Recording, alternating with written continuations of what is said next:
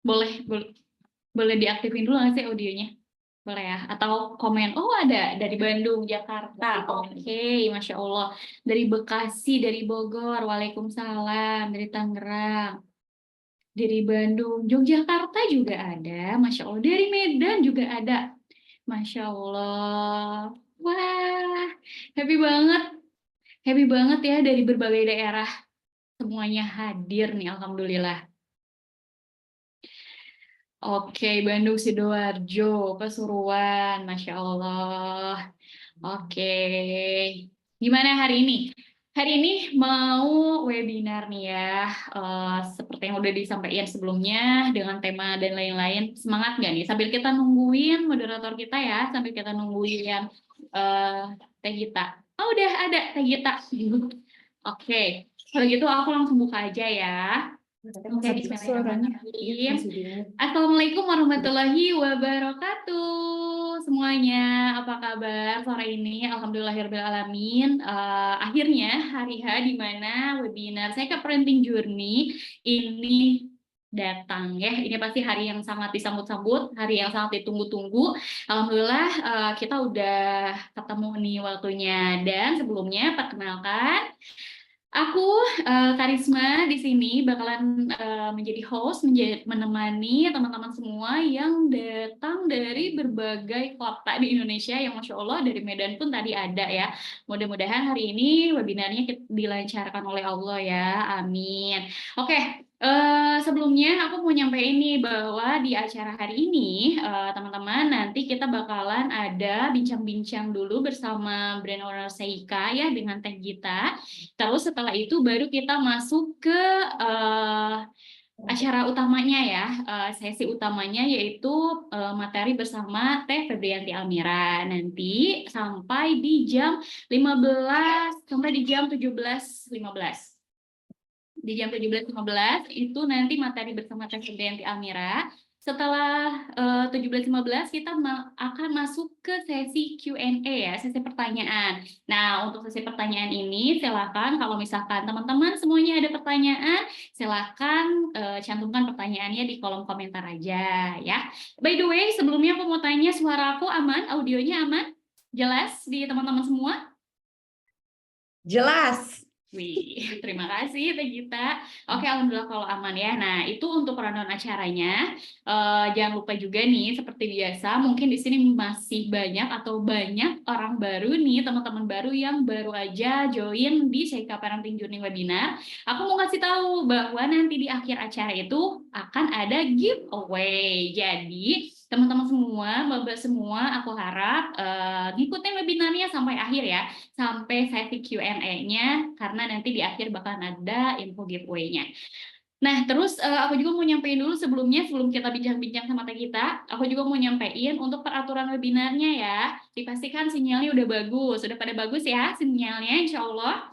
Terus untuk yang mau bertanya silahkan sekali lagi langsung ditanyakan aja, disertakan di kolom komentar, dan pastikan mohon untuk menggunakan kata yang sopan dan tidak menyinggung saat meninggalkan komentar ya.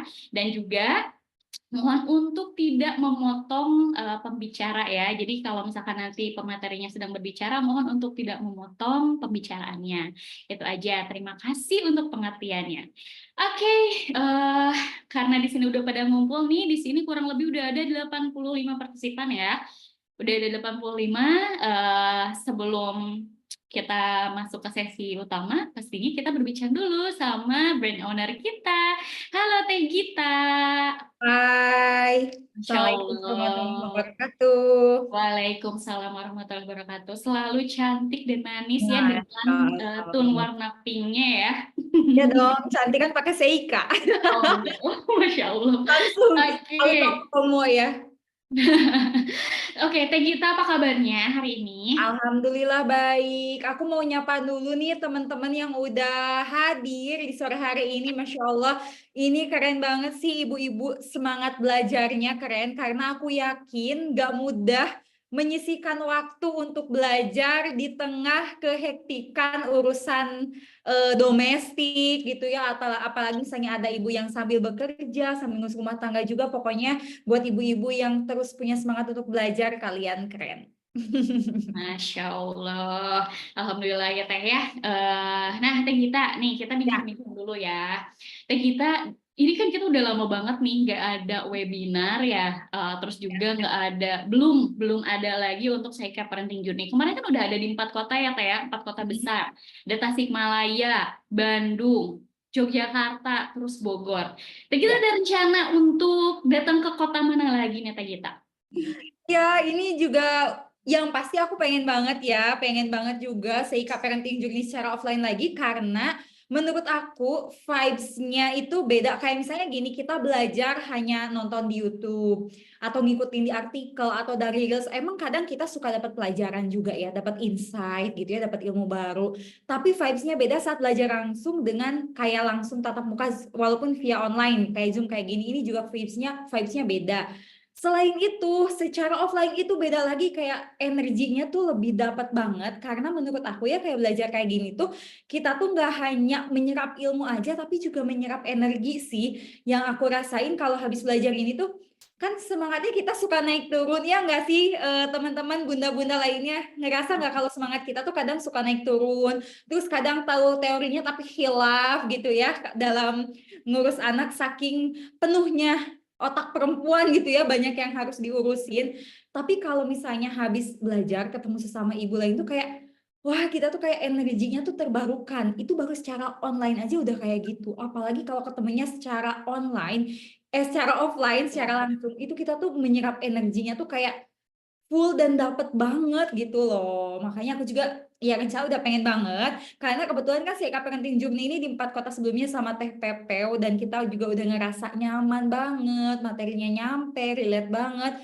Dan Teh Pepeo-nya hamil nih, hamil ketiga, akhirnya kita ikutan cuti. Semoga kita doakan nanti setelah Teh Pepeo lahiran bisa lanjut Seika Parenting Journey lagi, atau misalnya kalaupun Teh Pepeo berhalangan, Seika bisa berjodoh dengan eh pembicara juga yang apa ya, yang cocok dengan Seika, juga bisa memahami ibu-ibu, bisa menyampaikan materi yang nyaman untuk ibu-ibu gitu. Masya Allah, ya ya. Jadi dinantikan aja nih ya untuk teman-teman yang kotanya memang belum hadir Seika Parenting Journey, didoain aja mudah-mudahan kita cepat Doakan ya, doakan biar kita semoga bisa mampir cepat. di tempat teman-teman. Amin, amin. Oke, Teh. Nah, kalau itu kan Seika Parenting Journey offline ya, Teh ya. Nah, kalau untuk yang online ini nih, ini juga sama. Kita udah lama banget nggak webinar. Baru webinar lagi nih. Dan Iya, alhamdulillah antusiasnya masih sama ya, Teh. Antusiasnya Masya tinggi Allah. banget. Masya Allah, alhamdulillah. Nah, yang jadi pertanyaan aku adalah, kenapa Teh mengangkat tema tentang mendidik anak sesuai zaman? Kenapa Teh? Iya, karena gini, belakangan gitu aku tuh apa ya, kayak merasakan keresahan lah, apa kayak ngelihat berita di media sosial gitu. Karena kan jarang ya nonton TV. Apa ibu-ibu suka masih ada yang sering nonton TV nggak? Gitu. Kalau aku kan dapat berita tuh kayak di media sosial ya, kayak makin ke sini makin ke sana gitu, makin aneh-aneh lah beritanya gitu kan. Kayak ya Allah, ini kok zaman sekarang tuh kayak gini banget, dan tantangan kita tuh kayaknya berat banget ya, kayak lebih berat sebagai orang tua gitu ya, kayak kok anak kecil udah yang kayak mulai dari kecanduan game online, yang mana kita tahu di game online itu kan itu tuh bukan cuma permainan aja, tapi ada banyak yang disisipkan di sana yang secara tersirat gitu ya. Ya kayak misalnya oke ini kan orang dewasa semua ya yang nonton ya. Yang hadir maksudnya kayak pornografi lah, terus kayak LGBT, kayak gitu-gitu, kayak ya Allah ini gimana ya gitu, kayak kayak banyak kekhawatiran lah gitu dengan zaman sekarang ini. Nah, terus juga kan ada nih apa ucapan dari Ali bin Abi Thalib, dan ini juga pernah disampaikan Teh Pepeo, aku inget di Seika Parenting Journey Yogyakarta gitu, banyak yang salah kaprah dengan ungkapan mendidik anak sesuai zaman gitu. Jadi kayak oh sekarang tuh zamannya tuh zaman yang modern, zaman era digital. Kemudian anak secara cepat, masih dini udah dikenalkan dengan ke era digital gitu kan, kayak udah enggak apa-apa biar nanti misalnya handal atau kayak gimana. Nah, ada kekeliruan-kekeliruan dalam memahami ucapan Ali bin Abi Thalib itu, padahal kan itu udah pasti maksudnya tuh baik, cuma karena pemahaman kitanya aja yang miss, akhirnya melenceng nih gitu. Makanya dari itu aku tuh kayak wah ini nih bagus nih, maksud dari mendidik anak sesuai zaman itu kayak gimana sih seharusnya gitu kan. Kebetulan juga aku anak-anaknya sekarang udah mau mulai masuk TK, udah semakin banyak bersosialisasi di luar, jadi kayak semakin banyak kekhawatiran, akhirnya aku tertarik untuk mengangkat tema itu. Oke, Masya Allah, relate banget sih nih ini. Ini pasti untuk ibu-ibu dan bahkan mungkin yang belum menjadi ibu juga ini relate banget ya Teh ya. Karena apa ya? Karena memang zaman sekarang tuh kan memang ya memang sangat mengkhawatirkan gitu ya. Termasuk kayak aku juga baru menjadi ibu dan itu sangat mengkhawatirkan. Dan alhamdulillah tema ini tuh sangat wow, ini pasti dinantikan banget gitu, Masya Allah. Nah, by the way, aku pengen tahu dulu dong di sini katanya maaf Kak, kok nggak ada suaranya? Memang tidak ada suaranya, teman-teman? Aku ada suaranya nggak aku? Kalau Teh, tadi ke aku link aku ada ada. Ya ada di ya, aku makanya ada kita Teh. ngobrol kok pertanyaannya. Nah gitu, kadang sudah jadi ibu-ibu tuh suka nge-lag, Iya betul ya. pas nanya lagi ada enggak ya Oh kabar ada tapi jelas-jelas. Oke, mungkin untuk kakak yang suaranya nggak ada, mungkin dicek lagi aja ya. Takutnya memang jaringannya, sinyalnya boleh dicek lagi aja karena ini sebagian besar katanya jelas. Alhamdulillah. eh Teh gitu. coba Hmm. kenapa gimana? Nggak apa-apa, teteh dulu aja. Enggak, aku nanya nih, kalau dari teman-teman yang hadir di sini gimana, ngerasain nggak sih tantangan yang kayak aku rasain ini, boleh di chat ya. Kayak apakah ini hanya aku sendiri yang overthinking sendiri dan apa ya lebay gitulah, atau teman-teman juga ngerasain nggak sih gitu dengan isu-isu sekarang yang kayak aduh kok nambah-nambah pikiran gitu ya dalam mendidik anak gitu. Boleh Betul-betul. ya teman-teman dijawab ya di kolom komentar. Oke, gimana Isma sambil nunggu? Oke, sambil nunggu nih. Iya tuh katanya sungguh-sungguh amat merasakan banget-banget ya. Iya benar ya. Nah, ini juga apa ya relate juga mungkin dengan zaman sekarang yang memang era digital itu ya Teh ya. Karena kayak jujur aku kayak bingung juga sih Teh karena apa ya kayak eh gadget tuh sekarang udah ada gitu kan. Nah, aku Ya, pengen gitu. nanya, mungkin kalau itu nanti lebih jelasnya sama TPP kali ya. Nah, aku pengen nanya ke Ya, Teteh punya anak 3 nih dan udah ya, mulai apa ya dibilangnya toddler ya Teh ya. Udah mulai pada beranjak besar nih gitu.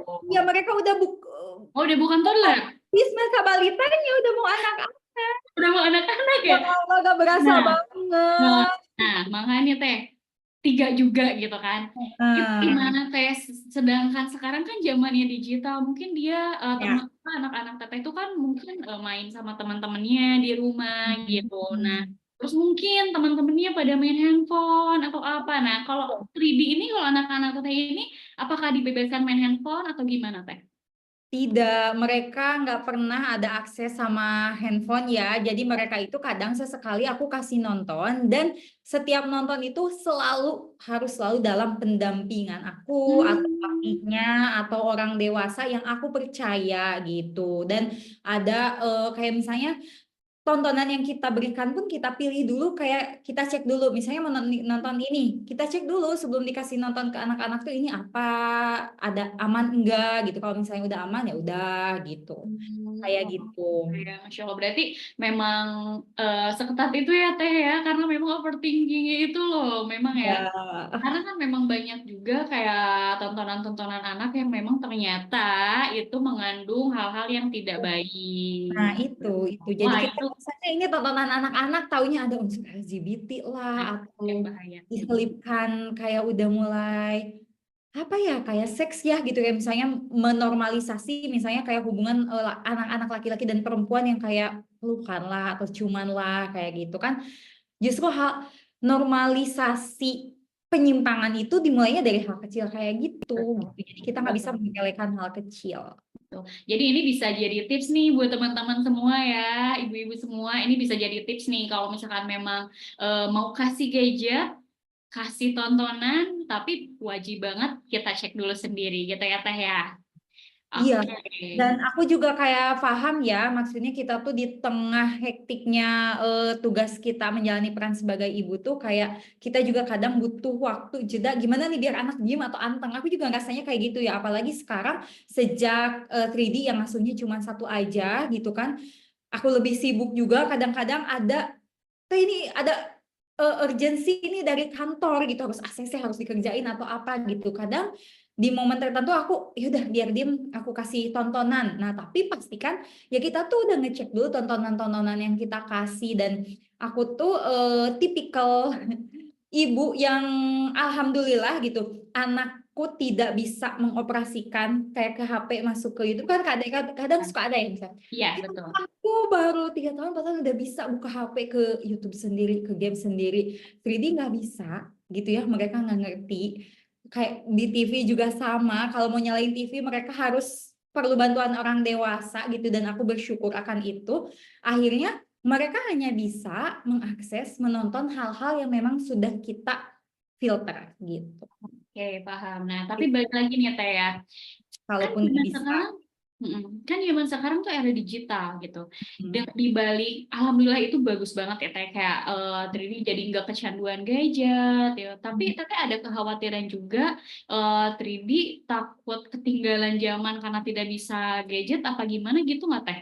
Nah, aku sih kekhawatirannya bukan takut mereka nggak ketinggalan ya, karena aku yakin semua tuh ada waktunya gitu ya. Kalau kata Bunda Eli Risman, Dokter Aisyah Dahlan, semua tuh ada waktunya gitu. Mereka belajar apa ada waktunya dan insya Allah nggak akan ketinggalan meskipun misalnya kita baru mengenalkan di usia sekian gitu ya. Insya Allah nggak khawatir. Yang aku khawatirkan bukan tentang ketinggalannya, tapi tentang mereka saat gini loh. Mereka bergaul dengan teman-temannya, terus mereka nggak relate. Mm-mm. Ini kejadian sama 3D kemarin-kemarin gitu. Mereka sedih, biasanya excited main keluar, begitu terus pulang lagi gitu kan, nggak berapa lama, kok udah pulang? Ini kan belum sore, belum waktunya mandi, tumben banget. Biasanya udah kalau harus dipanggil dulu gitu baru pulang. Ini kok tumben?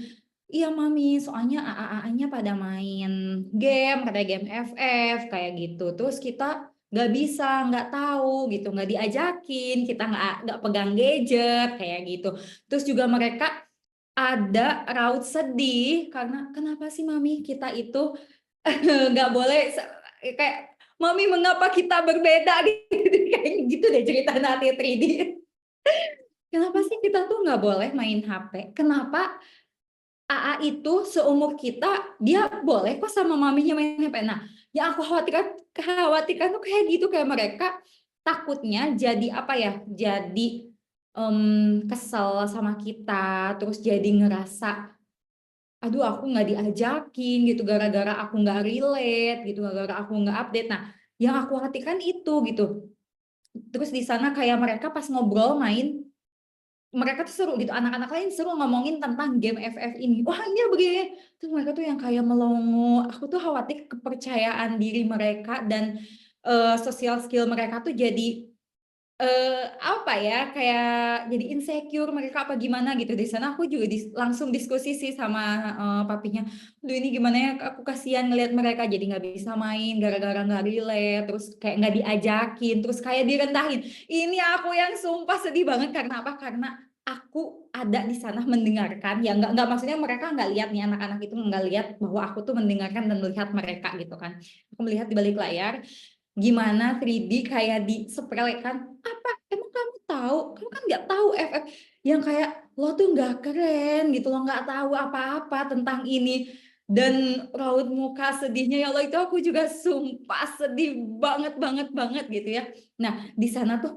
aduh tapi harus gimana ya aku takut mereka jadi merasa gimana merasa terkucilkan kayak gimana ya udah kalau kayak gitu tuh kita tuh hanya perlu membangun kepercayaan diri mereka merangkul mereka dan apa TPP selalu bilang kita tuh harus apa ya ngasih figur atau kayak idola lah ya maksudnya bahasa sekarang idola yang keren gitu bahwa mereka tuh yang keren itu ini loh bahwa definisi keren mereka itu di mata mereka itu apa definisi orang keren itu seperti apa contohnya siapa mereka harus punya figur itu karena kalau enggak mereka akan mencari sendiri di luar dan ya nauzubillah ya bahayanya kalau malah sama yang negatif gitu maka dari itu dari sana aku mulai intens lagi, ngajakin ngobrol, cerita, ngebacain buku. Keren itu begini ya, bahwa kamu tuh harus kayak dari sana tuh kayak mereka tuh, iya aku mah keren ya gitu.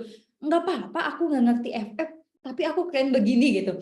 Jadi aku membandingkan begini. Oke, kamu nggak tahu FF, tapi misalnya ya, ini mohon maaf banget hanya contoh, semoga tidak menjadi sebuah kesombongan untuk membesarkan hati anak kita. Kayak misalnya gini, anakku yang ke satu dia suka banget tentang solar system, tata surya, dan dia udah tahu tentang banyak hal tentang solar system. Terus aku bilang, kamu kata siapa kamu nggak keren karena nggak tahu efek? Kamu tuh keren banget, kamu tahu tentang tata surya, planet, bahkan bukan planet yang umum, Merkurius, Venus, Bumi, Mars itu aja, sampai planet di segala macam detail-detailnya kamu tahu, dan orang lain tuh belum tahu, belum tentu tahu tentang itu, dan kamu keren. Nah, kita tuh harus bisa kayak gitu. Terus yang kedua, senangnya binatang. Aku membesarkan hati dengan kayak gitu.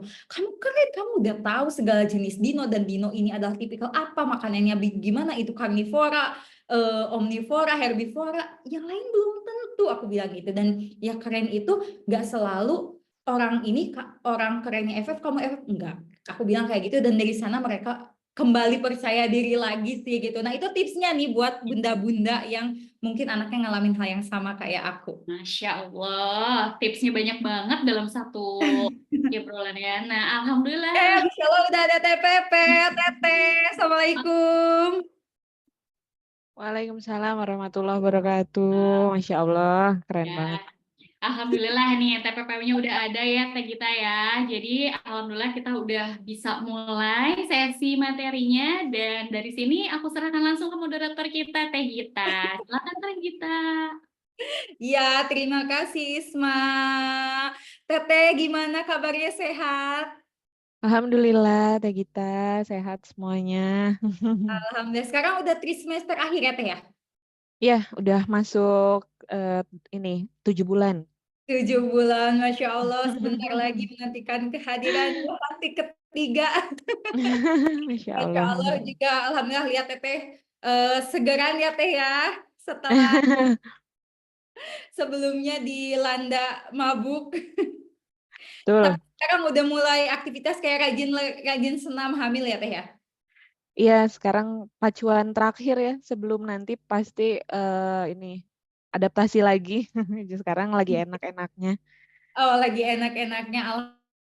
Alhamdulillah Teteh. Teteh, Masya Allah, kita termasuk aku nih kangen banget denger sharingnya Teteh ya. Karena tetap beda aja meskipun selalu ngikutin di story-nya, sharing tipis-tipisnya, di feeds-nya juga. Tapi tetap pengen ngedenger suaranya langsung, nyimak langsung, biar nggak hanya dapat insight-nya aja, nggak hanya dapat ilmunya ya, tapi dapat juga energinya. Dan aku yakin juga ini Masya Allah Teh, peserta hari ini udah ada 185, dan aku lihat dari tadi masih nambah. Kemarin juga dikabarin Teh, tolong katanya itu udah banyak banget pesertanya, udah full ditutup aja. Masya Allah ini banyak ibu-ibu pembelajar yang pasti udah excited banget untuk dengerin Teteh menyampaikan materinya hari ini. Jadi boleh langsung ke TPP aja. Oke, hatur nuhun Teh Gita, makasih juga. Teteh. Iya, kesempatannya ini ya dengan Seika di program Seika Parenting Journey versi webinarnya, Masya Allah. Soalnya ada versi offline ya waktu kemarin-kemarin 4 kota ya, Masya Allah. Dan Alhamdulillah di kesempatan kali ini bisa gabung lagi, sharing di sini, ketemu sama para teman-teman semua, ibu-ibu pembelajar, Seilova juga, atau apa sebutannya Seika Lova, apa Seilova sih Teh Gita? Shailova Teh, Shailova. Seilova, iya teman-teman yang ini banget ya, cocok banget sama tema kembang-kembang yang warnanya girly, Masya Allah. Iya, Alhamdulillah kita akan mulai sesi sore ini untuk merecharge, untuk jadi sesi yang sama-sama menguatkan, sesi yang perempuan banget, sesi yang ibu-ibu banget, sesi yang hati ke hati lewat Seika Parenting Journey. Bismillahirrahmanirrahim. Assalamualaikum warahmatullahi wabarakatuh. Alhamdulillah teman-teman semuanya atas izin Allah sore ini diberikan kesehatan ya, kemampuan, waktu luang untuk bisa menyimak. Terima kasih yang sudah on cam ini saya hargai tentu karena jadi berasa ada temannya. Tapi bagi yang ternyata terkendala ya harus melakukan nyambi kerjaan domestik mungkin atau mungkin perlu nemenin anak nggak apa-apa banget. Ini asli nggak nyindir harus on cam ya tadi di awal. Maksudnya terima kasih bagi yang sudah on, tapi yang off pun nggak apa-apa kalau harus ada yang dikerjakan. Saya ngerti banget sebagai ibu ya, sebagai istri kita istirahatnya mungkin apa dong malam ya, malam doang ya, sama saat anak tidur atau mungkin yang udah sekolah di saat anak sekolah. Selebihnya segalanya harus disambi. Enggak apa-apa. Mungkin ada yang sambil nyetrika, ada yang sambil cuci piring, ada yang sambil ngasuh main sore, silahkan. Atau ada yang sambil menyusui, silahkan. Kita langsung ke ini ya, ke materiannya. Ya siapa nih, Teh Bumi Aryani, saya sambil ngasuh. Iya, mangga silakan. Sambil bikin kue, nggak bisa, nggak boleh tekaci ya, nggak bagi-bagi, cuma ngasih tahu doang. Baik. Terima kasih juga sharingnya Teh Gita. Saya sempat, alhamdulillah kebagian mendengarkan. Aduh, Masya Allah. Dikoreksi Teh, barangkali ada yang salah Ah, atau yang miss. oh enggak, setiap ibu punya treatment yang paling cocok untuk anaknya. Justru kita jadi bisa memperkaya ya teman-teman dari sharingnya pihak lain gitu, keluarga lain, ibu yang lain. Bagi yang memang spiritnya belajar ya kita akan pasti dapat insight kok dari apa yang dijalani kehidupan orang lain di mana apa yang dibagikan oleh pihak lain itu bisa jadi inspirasi yang cocok, yang relate itu bisa jadi inspirasi. Baik, mendidik anak sesuai zaman. Ini adalah tema sore hari ini yang tadi juga sharing tipis-tipisnya dibagikan oleh Teh Gita yang saya juga nyimak ya sharing di IG story-nya yang tadi diceritain Teh Gita itu lebih panjang kayaknya di IG story ya. Dan keresahannya tertangkap sekali gitu karena 3D anaknya Teh Gita ini usianya mau berpindah ya, lagi mau transisi 6 ke 7 Ya. benar nggak sih? Baru masuk 6 Teh. Iya baru masuk 6, 6 berarti jalan kan? Iya, betul, mau 7. Mm-mm. Nah, 6 ke 7 itu sebenarnya nanti kita bisa lihat, saya akan sampaikan bagannya bahwa 6 ke 7 itu masa transisi. Jadi kalau di dalam Islam itu ada framework tentang tahap perkembangan usia, di mana 0 sampai 6 itu ada pakemnya, 7 sampai 10 usia ya, 7 sampai 10 tahun nih ada pakemnya juga. Tapi menariknya di 6 sampai 7-nya nggak ada pakem secara khusus. Karena dia disebut masa transisi. Jadi 06 terus 7 10. Nanti kita lihat kenapa kok 6 7-nya nggak ada pakemnya gitu. Karena dia masa transisi, masa peralihan yang tadinya dari kalau versinya Ali bin Abi Thalib nih 0 sampai 6 itu masa di mana anak tuh jadi raja gitu ya. Raja tapi bukan Tuhan ya. Maksudnya kalau kenapa raja bukan Tuhan? Kalau Tuhan itu ibarat kata nggak boleh dienggain. Semua perintahnya mutlak wajib diikuti. Tapi kalau dibilang raja, maka ya kita masih bisa kompromi, masih bisa musyawarah gitu ya. Ya anak tuh raja di 0 sampai 6.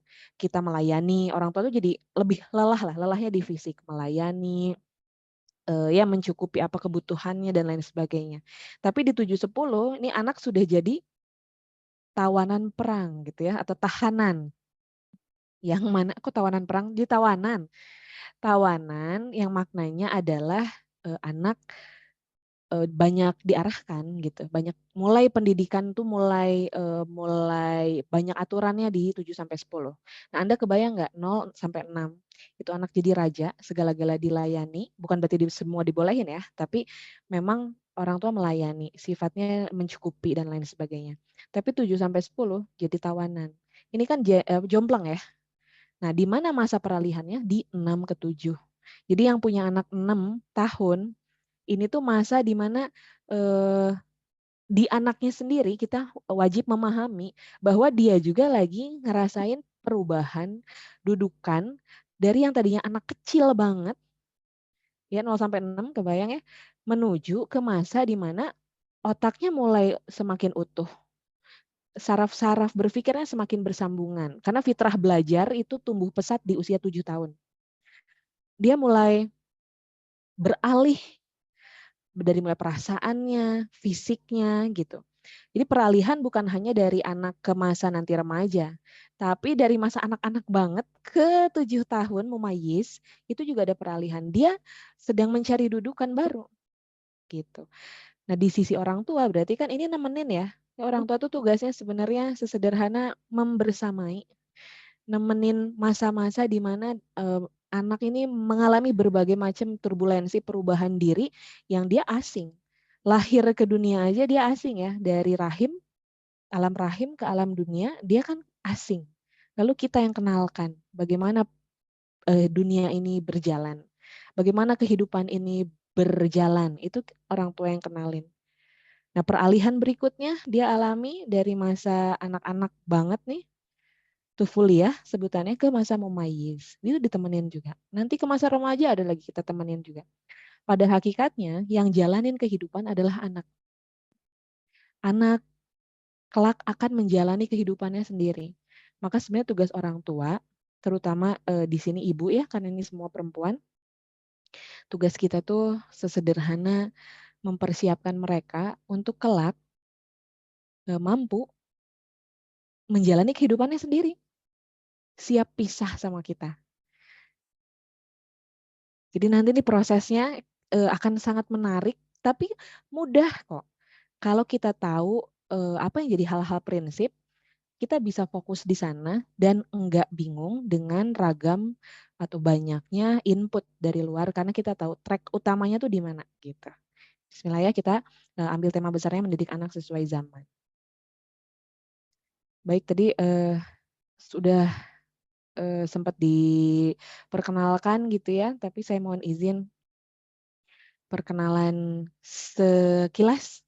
Saya praktisi pendidik rumahan berbasis fitrah, meraih Kartini Next Generation Award dari Kominfo RI di 2014 lalu. Ini kategori award untuk empowerment perempuan berbasis digital pada saat itu. Saat ini dikaruniai 2 orang anak laki-laki dan kayaknya akan nyusul Teh Gita nih sepertinya.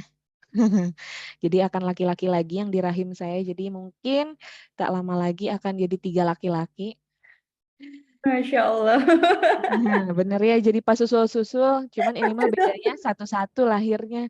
Kalau Teh Gita kan langsung 3. Masya Allah. Rame ya, rame katanya. Heboh pokoknya ya, anak ya rame lah, alhamdulillah. Misi keluarga strong from home, kuat dari dalam rumah. Saya meyakini dengan suami segala sesuatu bermula dari lingkar terdekat, dan lingkar terdekat paling dalam kalau itu relasinya dengan orang lain itu relasi bersama keluarga. Ya terdekat itu sebenarnya lingkar terdekat banget itu kita dan diri kita sendiri. Yang mana kita dan diri kita ini terhubung dengan Allah Subhanahu wa taala. Jadi sebenarnya tidak ada kita sendirian. Kita ini selalu terhubung dengan yang menciptakan. Cuma kalau relasi dengan orang lain, manusia lain, maka relasi terdekatnya ya keluarga. Keluarga itu relasi terdekat. Yang kalaupun ada masalah segimanapun, kita akan tetap kembali ke sana, ke keluarga. Maka strong itu ya from home. Tapi weak juga dari rumah. Ya, weak itu lemah. Kuat itu dari rumah, lemah juga dari rumah. Maka memang perkara rumah ini, maksudnya keluarga ya, perkara keluarga ini adalah perkara yang Muslim harusnya menempatkan fokus perhatian besar terhadap hal ini sebelum fokus-fokus yang lain. Karena ternyata performa di kerjaan, karya di luar, mungkin apa tuh, kontribusi kepada umat, masyarakat, dan lain sebagainya, semuanya itu cerminan integritas kita di dalam. Banyak case lah ya, saya semakin kesini semakin banyak ketemu para tokoh besar yang secara cerita belakang layarnya mereka besar di permukaan, tapi di dalam ternyata harus banyak banget memperbaiki hal-hal terkait keluarga, yang itu akhirnya mungkin nggak kelihatan sama orang luar ya, tapi untuk diri sendiri yang menjalani jadi tersiksa.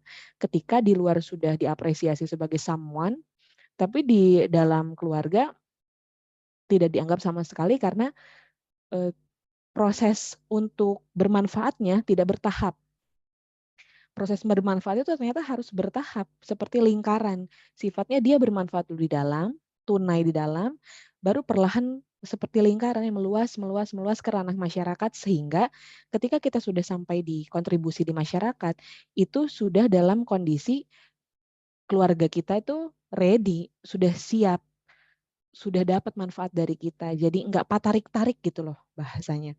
Apalagi bagi seorang perempuan. Nah, kalau untuk perempuan ini lebih besar lagi porsi melingkarnya tadi. Kalau laki-laki, karena arijal ini punya makna salah satunya kalau di bahasa Indonesia kan seperti dua kaki, di mana dua kaki ini berpijak kokoh, yang mana kaki satu itu bisa di dalam, kaki yang berikutnya, yang dua itu ada di luar. Jadi laki-laki memang dimampukan secara fitrah, diistimewakan oleh Allah untuk memang punya fitrah namanya qawwam. Qawwam ini salah satu maknanya adalah adil dan seimbang. Keseimbangan ini maknanya laki-laki tuh memang dikasih kemampuan untuk bisa bagus di dalam, bagus di luar gitu.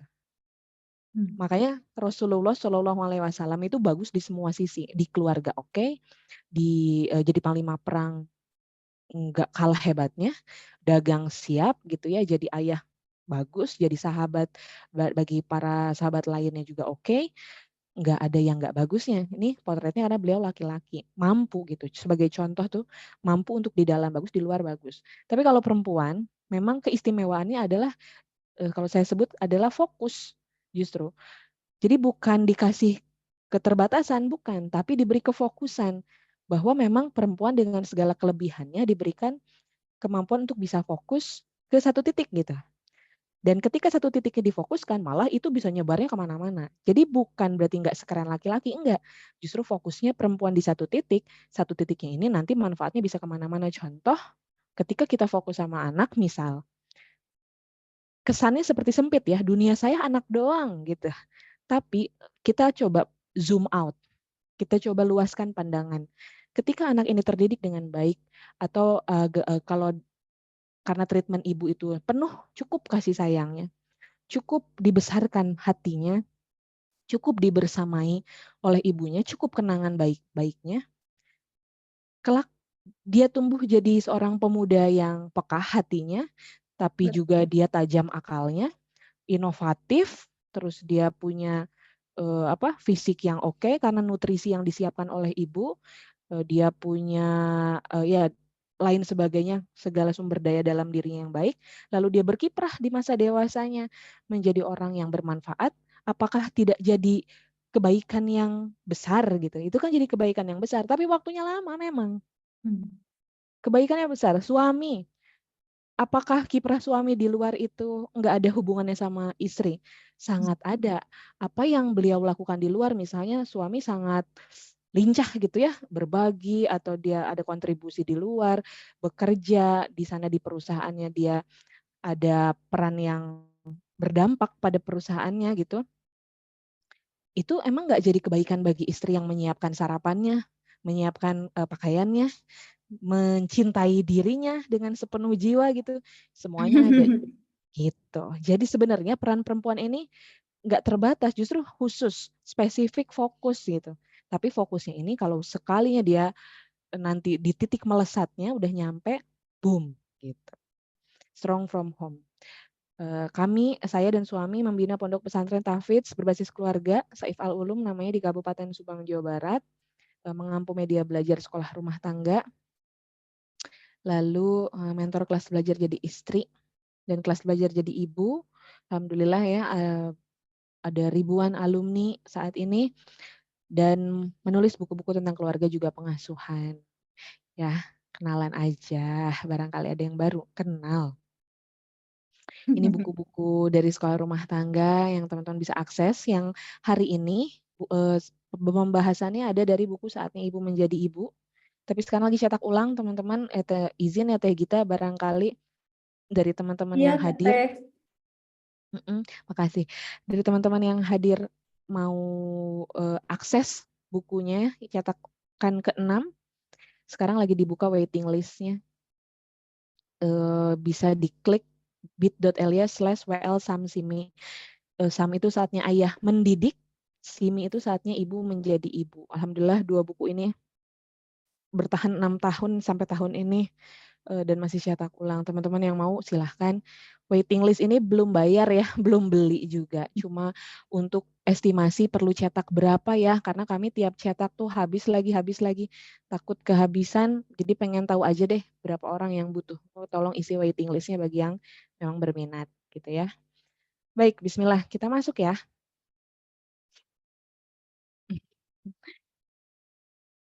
Ada yang lagi sakit, nyimaknya ya, ada yang sambil kerja. Iya, yang sakit semoga lekas pulih, yang lagi kerja. Ini nggak apa-apa gitu, kerjanya nyambi, mendengarkan. Nggak apa-apa ya, bismillah, berarti ini udah beres kerjaan. Teman-teman, mendidik anak sesuai zaman. Saya mau mulai dari sini. Kita kan hari ini gugup ya, kayaknya banyaknya tuh energinya energi takut gitu. Kalau saya sih, buka media sosial itu paparan kontennya tuh bikin ngeri ya. Kayak aduh kalau saya omongin jadi ngeri juga. Tapi banyak konten, banyak berita, banyak cerita tuh memang mengerikan, dorongannya ke kitanya jadi Ya. takut, khawatir gitu. Kayak tadi Teh Gita juga cerita, atau tadi cerita nggak ya yang bagian yang anak-anak mayoritas itu pada main game. Iya betul Teh. Mm-mm. Terus kalau teman-teman dapat video dari akun Seika Hijabnya, ada kan gambaran yang marah-marah anak kecil banting handphone gitu ya, terus satu lagi tidur, terus tangannya sambil gerak-gerak, padahal itu kayak masih 2 tahun, 3 tahun gitu. Nyimak ya, itu bawaan energinya jadi gimana? Pas tahu atau terpapar secara sering, masif, video-video atau berita-berita begitu, Overthinking Teh. overthinking ya, jadi Takut ngeri, ya. takut, khawatir, cemas ya, aduh gitu ya, aduh gitu. Begitu tutup media sosial langsung kepikiran ya overthinking tadi, aduh bisa nggak ya gitu, saya ngedidiknya kudu gimana gitu. Dan teman-teman ternyata memang manusia itu bergerak lewat 2 energi ya. Satu energi karena ingin mencapai sesuatu yang lebih baik, atau energi yang kedua menghindari sesuatu yang memang dia nggak mau ke situ, sesuatu yang dia takut. Dan 2 energi ini sama-sama menggerakkan manusia. Jadi manusia itu gerak kalau dia takut atau kalau dia bersemangat meraih sesuatu gitu. Saya sih memilih yang pertama, kalau bisa gitu. Kalaupun mau bergerak, yuk kita bergerak dengan energi karena kita mau meraih sesuatu yang semestinya. Kita mau meraih sesuatu yang memang kita harapkan. Karena energi yang kedua, walaupun itu juga menggerakkan, itu bawaan pas lagi bergeraknya ya, energi takut, itu bawaan pas lagi geraknya tuh cemas ya, deg-degan gitu. Bahkan bisa jadi energi negatif yang jadinya sadar atau enggak, kalau saya ya, ini saya aja deh refleksi sebagai orang tua. Mau cemas, takut, khawatir, atau marah sekalipun beneran gitu, bawaan ke anaknya tuh jadi marah, sama-sama marah. Cemas, bawaannya marah, jangan ya, padahal kita tuh cemas aslinya di dalamnya. Coba kita refleksi ke keseharian. Kayak kemarin anak saya main api gitu ya, dan main ya lidi terus dibakar gitu. Terus dia sodorin ke depan muka adiknya. Yang mana sebenarnya aman-aman aja. Itu kan cemas ya, bawaan mendadaknya tuh cemas gitu. Karena saya lagi ngelakuin hal lain terus tiba-tiba ngelihat api disodorin ke muka adiknya. Karena tidak sempat berpikir jernih kan jadi cemas tuh, duk gitu. Cemas itu keluarnya marah. Sedih keluarnya marah. Khawatir keluarnya marah. Gitu enggak atau saya doang? Gitu juga Teh. Iya banyak juga di chat ya, betul katanya. Sama Teh, ya kenapa ya? Gitu. Anak nyebrang, dari jauh kita lihat ya, wah seliweran kendaraan gitu. Tahu sih dia udah bisa, tapi ya mungkin kita lagi nggak enjoy atau lagi nggak mindful gitu ya. Dia kayak happy banget lihat kita tuh dia lari. Ibu gitu. Apa kan khawatir ya? Gitu. Bawaannya pas udah anaknya datang dimarahin, "Kamu teh kalau nyebrang hati-hati pelan-pelan aja," gitu. Padahal khawatir ya, khawatir keluarnya marah juga ya gitu. Jadi semuanya keluarnya ya ini ya energinya. Makanya saya untuk diri saya sendiri mengkoreksi kalau saya bergerak karena energi takut, maka biasanya yang kebawa, ketransfer ke orang lain termasuk dalam hal ini tuh anak ya juga jadi energinya juga negatif gitu. Maka yuk kita tata, termasuk hari ini saya mencoba sekali bagaimana caranya ketika bicara tentang mendidik sesuai zaman, saya mau bahas sesuatu yang tadi energinya adalah ingin meraih sesuatu yang semestinya. Karena saya rasa kalau kita bahas di sisi zaman yang ditakuti, contoh-contoh kengerian, nggak usah saya bahas di sini juga Anda sering dapatkan kontennya gitu kan di media sosial. Jadi ya udah di yang sesi ini mah kita lihat dari satu sisi yang lainnya. Jadi tetap bergerak, tujuan kitanya bergerak mendidik dengan baik, tapi energinya bergeraknya sama, tapi energinya adalah energi karena kita tahu nih apa yang harus kita lakukan dan apa yang mau kita capai, gitu ya. Kita clear. Bismillah. Yang pertama adalah saya mau sampaikan bahwa kegagapan kita, kesalahan kita sebagai ibu, kekurang piawaian kita, itu karena mayoritas orang tuh emang nggak dipersiapkan untuk mengambil peran dalam rumah tangga. Sebagai suami istri, sebagai ayah ibu nggak disiapin. Kita heboh dari kecil, turun-temurun, dipersiapkan untuk sekolah. Ayo gitu ya, pilih sekolah yang mana gitu, yang terbaik. Maka kita berebut untuk belajar dengan tujuan masuk sekolah favorit atau kita ya sibuknya untuk itu, mempersiapkan itu SD-nya, SMP-nya dipilih, SMA-nya dipilih, kuliahnya dipilih gitu. Dan ujungnya adalah memilih pekerjaan. Sibuknya sepanjang hidup tuh untuk begitu. Tapi kita nggak dipersiapkan untuk jadi istrinya orang, nggak dipersiapkan untuk jadi ibunya orang. Sehingga ketika masuk dunia rumah tangga, kaget. Nggak piawai, banyak salah, kurang luas, itu adalah efek dari kita nggak dipersiapkan. Ini bukan menyalahkan orang tua ya, tapi karena memang perjalanannya turun-temurun.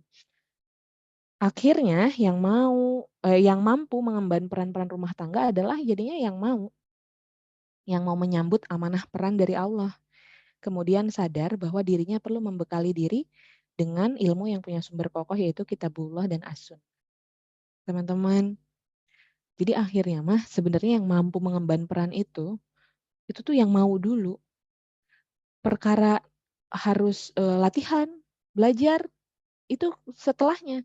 Tapi pertama adalah mau dulu nggak jadi orang tua yang baik, mau dulu nggak jadi ibu yang baik gitu. Kalau udah mau, terbuka jalan. Tapi kalau udah, ada saya mah, nah itu udah susah. Tapi mau. Jadi kalau kita udah punya modal mau, satu sebenarnya itu naluri ya, sebenarnya menjadi orang tua itu sudah terinstall di dalam diri kita, Allah sematkan dalam diri kita itu bentuknya fitrah keibuan, fitrah keayahan itu ada. Tapi perlu dibangkitkan dengan rasa mau. Aku mau jadi ayah yang baik, aku mau jadi ibu yang baik. Aku mau jadi orang tua yang baik. Dan ketika mau, ujungnya nanti berikutnya adalah sadar, nggak cukup mau. Setelah mau, perlu membekali dengan ilmu. Tapi ilmu nggak sembarang ilmu, bukan semua hal jadi ilmu. Tapi kalau dalam Islam, ketika disebutkan ilmu, maka satu, dia punya dorongan untuk beramal. Jadi ilmu itu sebenarnya sepaket sama amal. Kalau ilmu yang sifatnya dia informatif, tapi nggak ngedorong untuk beramal, cuma disimpan di kepala, maka dia sebenarnya belum jadi ilmu. Kalau dalam hazanah Islam ya. Ilmu itu satu, dia mendorong untuk beramal, jadi sepaket sebenarnya. Dan kemudian dia bersumber dari Kitabullah dan Sunnah Rasulullah. Itu sebagai Muslim. Jadi tidak semua konten, tidak semua pengetahuan adalah yang harus diserap dalam-dalam. Tunggu dulu, yang prinsipnya udah tahu belum? Karena ketika hal-hal prinsip udah tahu, nanti teknis itu bisa ngikutin naluri, bisa ngikutin intuisi, bahkan bisa mengikuti firasat. Karena Allah menyampaikan kepada orang-orang yang hatinya bersih, yang berserah diri, yang ikhlas, maka matanya itu dipandu penglihatannya oleh Allah, tangannya dipandu geraknya oleh Allah, kakinya dipandu langkahnya oleh Allah, bahkan pendengarannya dipandu juga oleh Allah. Dan ini rata-rata dimiliki insya Allah sama para ibu. Ya. Nah ini tadi kita sempat bahas, ini hanya bagannya aja, bahwa semuanya itu harus bermula dari diri, baru meluas ke pasangan, baru ke anak, ya. Ketika kita jadi orang tua, baru di puncak itu kontribusi kepada umat. Dan seringkali kontribusi perempuan kepada umat itu tidak langsung kepada umat. Jadi memang ada beberapa orang yang diberikan keleluasaan, kelebihan untuk bisa menyentuh langsung umat oleh lisannya atau oleh tangannya. Ada beberapa. Tapi tidak sedikit juga perempuan yang menyentuh umat, maksudnya memberikan manfaat kepada umat, ya lewat kebaikannya mendidik anaknya. Anaknya lah yang menyentuh umat. Tapi ketika anaknya menyentuh umat, memang amal solehnya nggak kebagian ke ibunya. Kan kebagian. Ada yang memang perempuan ini menyentuh umat lewat karya suaminya. Ya suaminya ini yang berkontribusi ke umat, yang langsung menyentuh umat atau masyarakat. Tapi emang suaminya ini sendiri bisa kokoh di ranah umat. Kan kalau tidak didukung istri enggak, maka kebagian juga istrinya. Gitu. Ini adalah hal yang bagi saya menenangkan ya. Perempuan itu jadinya memang saya banyak ketemu belakangan ini sama yang merasa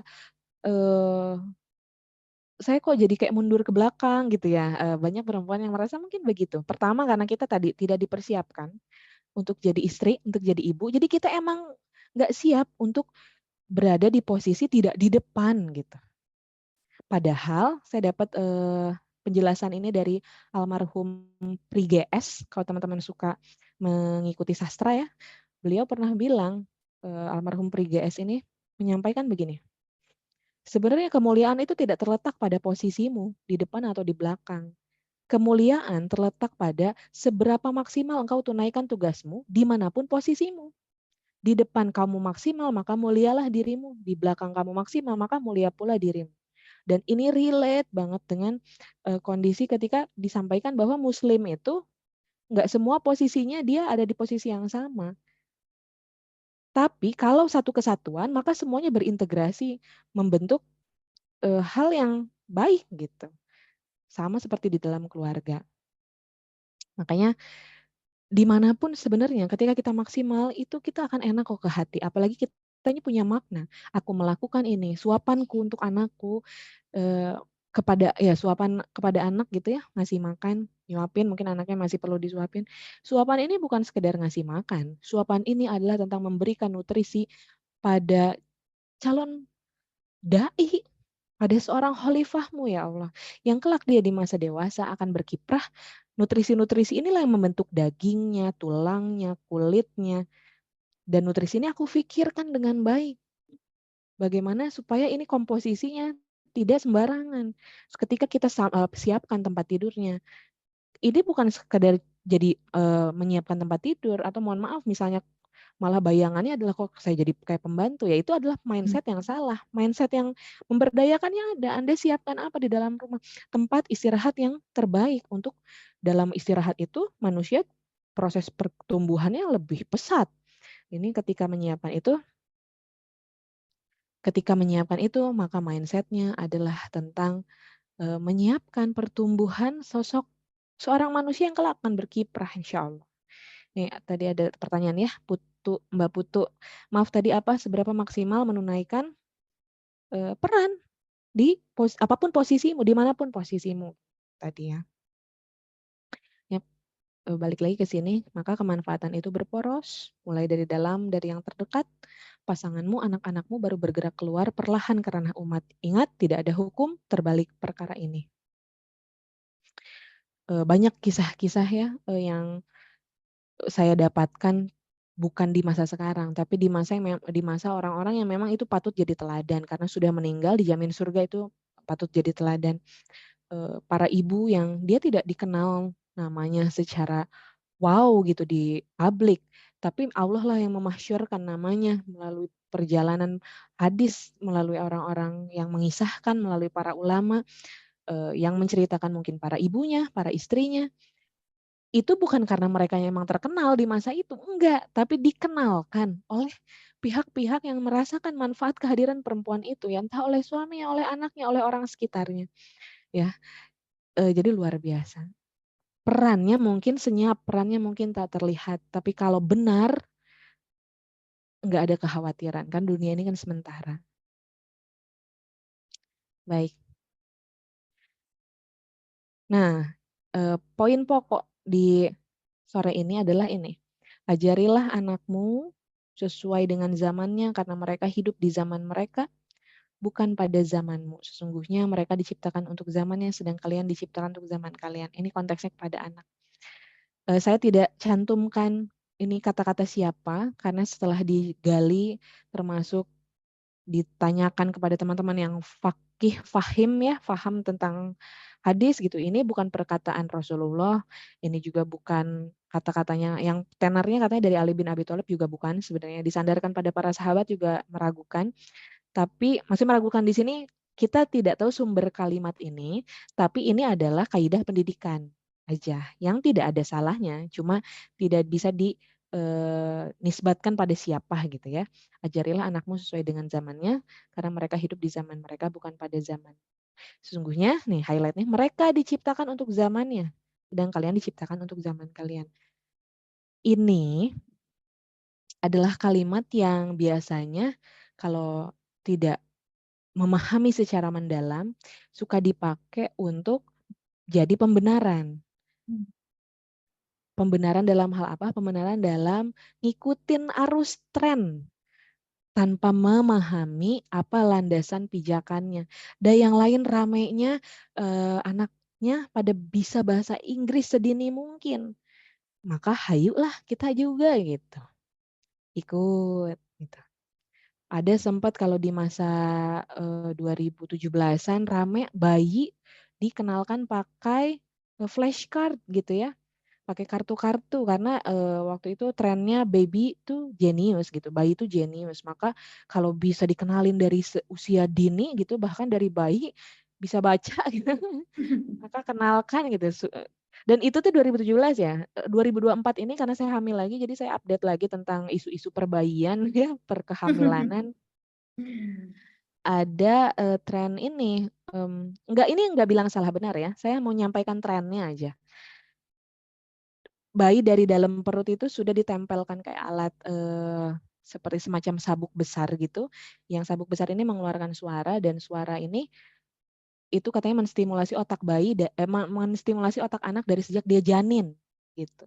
Wallahualam, perdebatannya sih saya ikuti ya di media sosial, tapi nggak memihak gitu, cuman tahu aja, oh gitu. Ya gitu teman-teman, kalau ngikutin tuh tren tuh berganti terus, ada lagi. Tapi pertanyaannya, itukah yang dimaksud dengan kaidah pendidikan ini? Ajari anakmu sesuai zaman itu, ikutin aja arus apa yang rame ikut aja, gitukah? Saya ingat bahwa Allah menyampaikan seandainya kamu mengikuti kebanyakan orang tanpa kamu tahu apa maksudnya, apa maknanya, maka itulah awal mula dari ketersesatan. Tersesat, nggak tahu arah kalau ngikutin. Karena ngikutin itu tanpa pijakan, kalau yang diikutinya benar, alhamdulillah. Kalau enggak, sementara sebagai muslim akidahnya adalah setiap apa yang kita putuskan terkait apapun dalam kehidupan akan dimintai pertanggungjawabannya di mahkamah hisab. Maksudnya dimintai pertanggungjawaban adalah akan ditanya, kenapa melakukan itu? Apa tujuannya gitu. Sederhananya gitu. Lalu kita jawab, ya karena waktu itu ramainya seperti itu gitu. Kayaknya keren aja gitu. Rasa-rasanya enggak bagus gitu ya ngejawab begitu. Tidak berpikir, tidak menggunakan akalnya.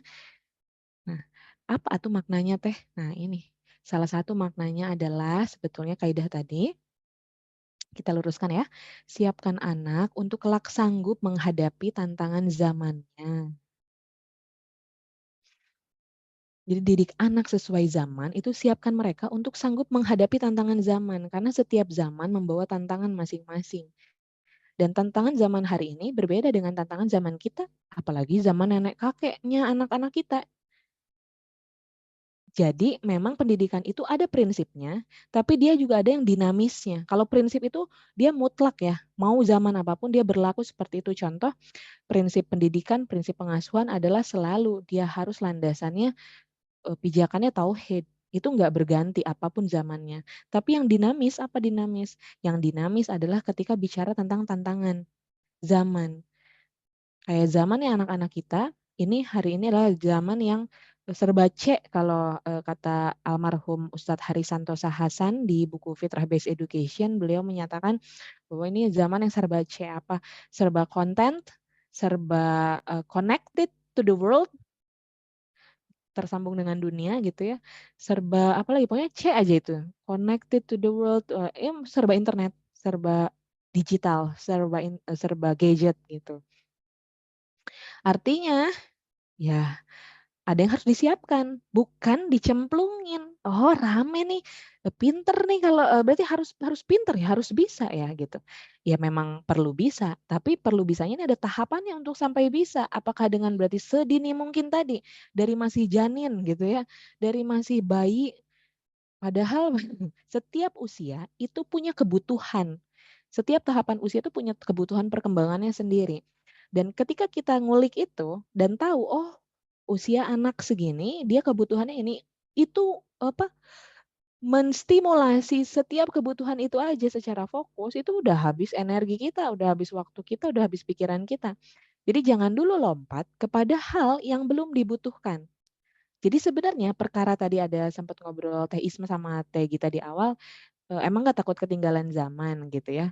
Sebenarnya lebih khawatir begini, lebih khawatir tidak memfasilitasi yang semestinya. Jadi alih-alih khawatir karena nggak sama kayak anak lain, itu mah kekhawatiran yang ada solusinya gitu.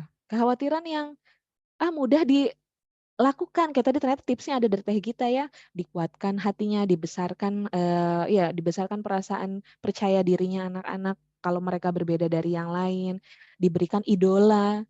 Yang idola itu idola yang benar, tokohnya memang pernah hidup, bertauhid, gitu. Diberikan contoh-contoh para kisah-kisah para nabi ketika anak senang atau sangat ngefans banget sama Iron Man, Spider-Man, Superman, apalagi tuh yang man-man gitu.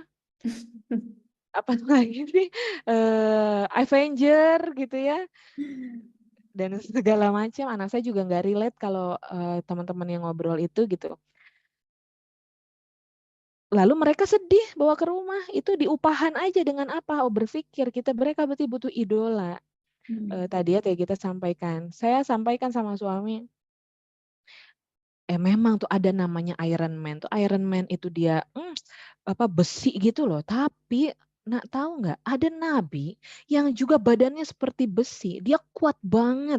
Nah, ini mah pernah hidup. Kalau Iron Man mah dia mah digambarin imajinasi. Tapi ini mah contoh yang pernah hidup seorang nabi. Badannya kuat sekali. Digambarkan seperti berbaju besi. Tubuhnya kuat, kokoh. Siapa? Sebutkan nabinya. Nabi apa coba? Coba ibu-ibu. Jadi hening ya. Jadi berpikir. Berasa lagi tes sekolah agama.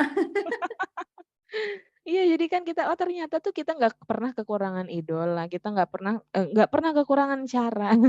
Nabi Musa kuat ya, tapi nabi yang badannya seperti besi,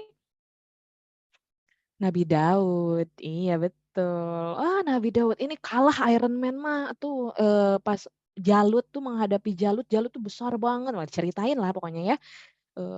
Dan itu bisa ambruk oleh ketapelnya Nabi Daud doang gitu ya. Nah, lebih khawatir sebenarnya ketika dibandingkan nggak ngikutin orang gitu. Kalau saya merasanya lebih khawatir kalau dia tidak terfasilitasi perkembangannya yang semestinya dibutuhkan. Karena bayangkan udah bisa banyak hari ini anak kecil tuh udah casisus bahasa Inggris. Tapi pipi sendiri belum bisa. Pup sendiri belum bisa. Gitu. Terus makan harus disuapin terus. Padahal usianya sudah lewat balita. Nggak ada kesadaran terhadap kediriannya. Jadi sebelum mandiri harus mendiri, ya. Sebelum mandiri perlu mendiri seorang manusia itu, ya, anak-anak kita. Mandiri itu kan dia berarti bisa melakukan segalanya sendiri. Tapi kalau mendiri ini artinya atau maknanya adalah dia perlu mengenali tubuhnya, dia tahu wajahnya, organ-organ di dalam, dia kenal ada organ-organ di dalam. Dia tahu butuh minum, dia tahu butuh makan, dia tahu butuh mandi, dia tahu butuh istirahat, dia tahu dia butuh belajar. Belajarnya bukan bersekolah ya, tapi dia butuh untuk ya main, belajar, mengerti sesuatu, berpikir gitu. Dia tahu kebutuhan-kebutuhan itu. Belum tahu semua itu udah pinter ini, pinter itu. Ada yang lompat. Jangan lompat. Sebagai orang tua, kita perlu peka membaca fenomena yang ada saat ini sebagai gambaran zaman seperti apa yang akan dimasuki oleh anak-anak kita kelak di masa depan, teman-teman semuanya. Yuk kita baca fenomena-fenomena yang ada saat ini. Ngeh nggak? Zaman kayak apa sih yang anak kita nanti akan masuki ketika mereka dewasa? Akan seperti apa tantangan-tantangan di zamannya mereka ketika mereka dewasa? Atau enggak tantangannya deh, akan seperti apa vibes-nya gitu? Akan sangat teknologi banget, ya nggak sih? Nanti di zamannya anak-anak kita, kalau anak-anak kitanya masih kecil sekarang ya, akan teknologi banget. Coba kita bayangin ya, akan mungkin teman-teman ngerasain nggak? Semakin kita connected to teknologi yang itu hanya untuk hura-hura aja, kita tuh semakin kering. Iya nggak? Kering interaksi secara nyata. Iya nggak? Coba ngerasain nggak sebagai para ibu? Ya, betul ya Teh. Kita kalau kita chattingan sih gitu, kita ada di grup sih, ngobrol sih, tapi kan tetap lebih enak ketemuan ya nggak? Lebih manusia gitu ya nggak? Yes. Ya kan, tetap enak ketemu orang kok, mau introvertnya apapun lah istilahnya, kita tetap tetap nyaman ketemu manusia. Mau senyaman-nyamannya rumah di dekor segala macam, kita tetap nyaman ketemu matahari dan angin seger kan? Iya kan? Atau lebih Betul, enak, Teh. iya, sok rebahan dari pagi sampai ketemu malam lagi enak gitu. Puyeng. Puyeng, leles, kalau kata bahasa Sunda tuh pusing kepalanya. Nah, inilah manusia gitu. Dan itu yang akan hilang kalau anak kita dijeburin ngikut dengan fenomena yang ada saat ini. Mereka harus kenal dari kecil ya, fondasi dari kecilnya adalah anak tuh butuh apa? Kita checklist nanti keperluannya lewat kategori fitrah-fitrah yang ada di sini. Tapi gambaran yang mau saya sampaikan ya, anak itu dari masa kecil butuh mengenali, dia kan lahir tuh awam ya, lihat dunia tuh asing. Dia butuh belajar apa sih dari orang tuanya? Butuh belajar bagaimana dunia berjalan. Bagaimana kehidupan tuh berjalan. Pagi ngapain? Lalu pagi misalnya bangun gitu ya, lihat orang tuanya sholat subuh, terus berkegiatan, mungkin ngaji apa segala macam, terus kalau masih kecil kan belum sekolah, berkegiatan keluar, berjemur matahari atau mungkin langsung nyuci, nyiapin masak makanan. Ya itulah kehidupan. Mereka butuh tahu bagaimana dunia ini berjalan. Nggak harus langsung dari kecil tuh dia kenal dunia sistem persekolahan. Nanti bingung banyak hari ini lulus kuliah, terus dia baru lihat dunia setelah lulus. Baru belajar bagaimana dunia berjalan itu setelah lulus. Dia boro-boro kerja, dia baru mempelajari, oh gini-geningan gitu ya, pahit dunia teh keras gitu. Hari ini teman-teman saya penulis itu, buku-buku yang meluncurnya, yang rilisnya judulnya Mendewasa, Bertemu Dewasa, Bagaimana Menjadi Orang Dewasa, Mendewasakan Rasa, Luka yang Membuat Dewasa. Dewasa, dewasa, dewasa. Saking Anda kebaca nggak fenomenanya? Betapa kagetnya orang-orang menjadi dewasa. Betul. Ya, kok bisa 22 tahun baru belajar jadi manusia? Selama ini jadi apa gitu kan? Ya, inilah yang lompat gitu. Mungkin keren, mungkin IPK sekian, mungkin nilai A semua, mungkin di mata guru atau sistem persekolahan atau ini Anda nilainya bagus gitu, tapi kenal nggak sama kehidupan ini? Berarti apa yang hilang? Hal-hal basic, hal-hal dasar yang semestinya ini hilang. Lompat kepada hal-hal yang spektakuler, yang keren. Dan itulah zaman yang menuntut memang. Hari ini tuh kan dituntut tuh orang-orang menampilkan yang sempurna, menampilkan kalaupun bikin konten, kalau bisa share-nya bagus, likes-nya bagus, views-nya bagus gitu. Nggak salah kalau dasarnya beres. Ini mah dasarnya nggak beres. Ketika dasarnya nggak beres kan jadinya lonely, kesepian. Ini fenomena-fenomena hari ini insecure. Karena perbandingan layar kaca. Siapa likes lebih banyak, udah bikin capek-capek konten nggak ada ternyata sesuai target gitu. Hidup teh gitu, coba ayo renungkan. Nah, kalau itu terjadi di kita, karena kita misalnya yang lebih relate ya, kita yang lagi belajar, iya ya aku juga gitu, ternyata sebelum ke anak, ya aku juga gitu, gampang insecure gitu, gampang overthinking, hanya dari apa yang dilihat di layar kaca, kenal enggak gitu kan, tapi ngelihat pencapaian orang tuh langsung ngefek sekali gitu. Itu kalau terjadi di kita, ini jangan diwariskan, berarti di kita aja udah ada yang salah. Dan bayangkan, kita ini bukan generasi yang dari lahir connected to the world. Kita nih bukan generasi yang lahir langsung internetan. Kan Anda ngalamin zaman Gamebot, zaman Tamagotchi, zaman apa yoyo. Belum spektakuler. Tapi bayangin, kaum imigran kayak kita aja yang lahir nggak langsung kenal internet, barulah kita bermigrasi sekarang di masa dewasa. Kitanya kecanduan loh, kitanya kepapar loh, kitanya kena dampaknya loh. Bayangin anak kita, kalau dia dari kecil yang seharusnya punya kebutuhan-kebutuhan yang sangat manusiawi dan mendasar, diberikan, dicekoki segala yang kita anggap kemajuan zaman. Oke, dapat ya esensinya.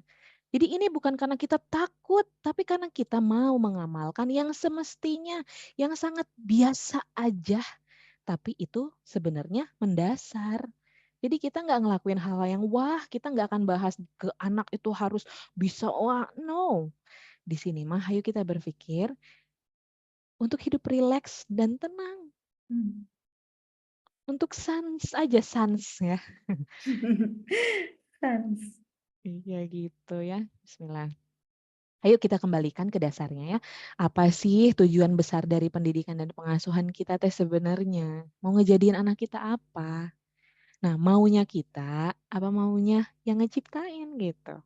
Ternyata semua tujuan besar dan dari pendidikan dan pengasuhan itu sebenarnya sesederhana perlu selaras dengan tujuan penciptaan.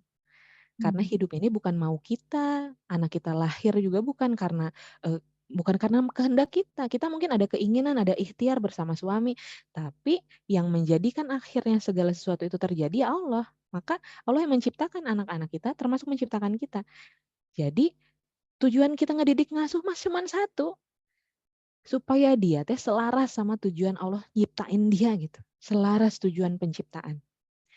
Makna peran pendidikan dan pengasuhan harus mendukung penuh semua jawaban filosofis dan spiritual atas pertanyaan mengapa kita diciptakan di muka bumi dan apa alasan kehadiran atau apa tugas yang harus kita lakukan di muka bumi. Itu sebenarnya mah bukan mencapai apa-apa, itu efek yang lain-lain atau mendapatkan pekerjaan bonafit, rumah mewah, harta berlimpah, anak-anak soleh-soleha, apalagi tuh yang rajin sedekah, masuk aja jannah gitu ya. Masya Allah. Ya, apa ya, sebenarnya hal yang terlihat itu gimana spiritnya. Kayak tadi, semua orang bergerak, tapi bergerak ini spiritnya apa? Ada yang spiritnya takut, ada yang spiritnya dia melakukan sesuatu sebagaimana mestinya kan gitu. Tapi semua bergerak kan yang kelihatannya, spirit nggak kelihatan, tapi spirit ini yang menjadi nilai atau niat lah kalau bahasa dalam muslimnya gitu. Gitu. Dan ini mendidik juga semua mendidik, ngasuh juga semua ngasuh. Bedanya apa? Orientasi. Orientasinya apa? Allah atau bukan Allah gitu. Itu semua juga ngasuh. semua juga berkata lembut gitu ya. Kalau pakai teori parenting berkata lembut kepada anak, berusaha gitu, berusaha berkata lembut, berusaha memberi kasih sayang. Tapi apa orientasi berkasih sayangnya? Apa orientasi berkata lembutnya? Kalau orientasinya adalah ya Allah, aku berkata lembut karena inilah yang akan membangun dirinya. Dan inilah yang kau perintahkan. Kan ini jadi lurus gitu. Lillah. Tapi beda lagi, ternyata melakukan hal yang sama dengan orientasi berbeda, rasanya juga akan berbeda. Ini yang harus ini sih refresh ya, terus di dalam diri ibu. Karena ibu tuh berkutat dengan tantangan keseharian, benar. Masalah kita mah sehari-hari dan receh gitu. Receh tapi receh juga kalau dikumpulin kan lumayan berat ya. Benar gak? Saya punya Betul soalnya ya. punya celengan isi receh. Receh tapi udah banyak mah berat gitu. Mmm, ya urusan makan, mandi, tidur, nurut, belajar, pakai baju, gitulah pokoknya sehari-hari. Ya, yang membuat rileks itu karena kita tahu orientasinya apa. Yang ketika kita tahu orientasinya apa, ini adalah darimu, engkau yang ciptakan ya Allah, aku mendidik semampuku gitu. Kita agak punya rem gitu, kalau mau melakukan sesuatu yang menzolimi. Dan kita juga jadi tenang ketika misalnya, oh ada yang belum aku tunaikan, tapi engkau akan sempurnakan ya Allah. Apa yang kurang dariku, engkau akan sempurnakan. Apa yang lebih dariku, aku kepleset, keceletot, engkau yang akan kurangi. Dan kalau ada yang tidak sempurna, pasti tidak sempurna, engkau yang akan sempurnakan. Jadi relax. Gitu. Enggak yang khawatir, oh ini ilmunya tuh banyak ya, ternyata aku belum ini, belum itu. Santai. Tenang. Karena anak ini makhluk Allah, Allah yang akan sempurnakan. Kita tuh nggak pernah ngedidik sendirian atau berdua doang sama suami, enggak. Kita mendidik dibersamai oleh Allah. Nah, tujuan penciptaan apa? Tujuan penciptaan setidaknya ada 3. Yuk balikin lagi ya ke dasar ya. 1, hamba Allah. Manusia itu diciptakan jadi hamba Allah. Quran surat Az-Zariyat ayat 56. Manusia diciptakan untuk jadi khalifah di muka bumi. Al-Baqarah ayat 30. Khalifah ini berarti pemimpin ya. Pemimpin tuh dia punya teknis konkretnya, dia punya peran. Entah untuk menyelesaikan masalah ataupun memberikan solusi. Jadi antara problem solver atau solution maker. Nah, anak kita ini potensial karena setiap manusia ini dia punya kok potensi atas ketiganya, termasuk dai. Quran surat Al-Ahzab ayat 72 punya potensinya. Nah, kesini aja dulu paling dasarnya. Nggak harus gimana-gimana, ini dulu. Karena ketika bayangin kita deh yang udah dewasa. Ketika kita tahu diri kita hamba Allah, kita adalah khalifah di muka bumi, kita juga dimaksudkan oleh Allah untuk menjadi dai dengan segala keunikannya. Jadi nggak harus selalu bicara dai itu seperti ini, tapi bisa jadi perannya adalah apa yang di belakang layar, tapi dia bisa memberikan akhlak yang baik, orang terinspirasi atas keislaman kita, itu jadi dai.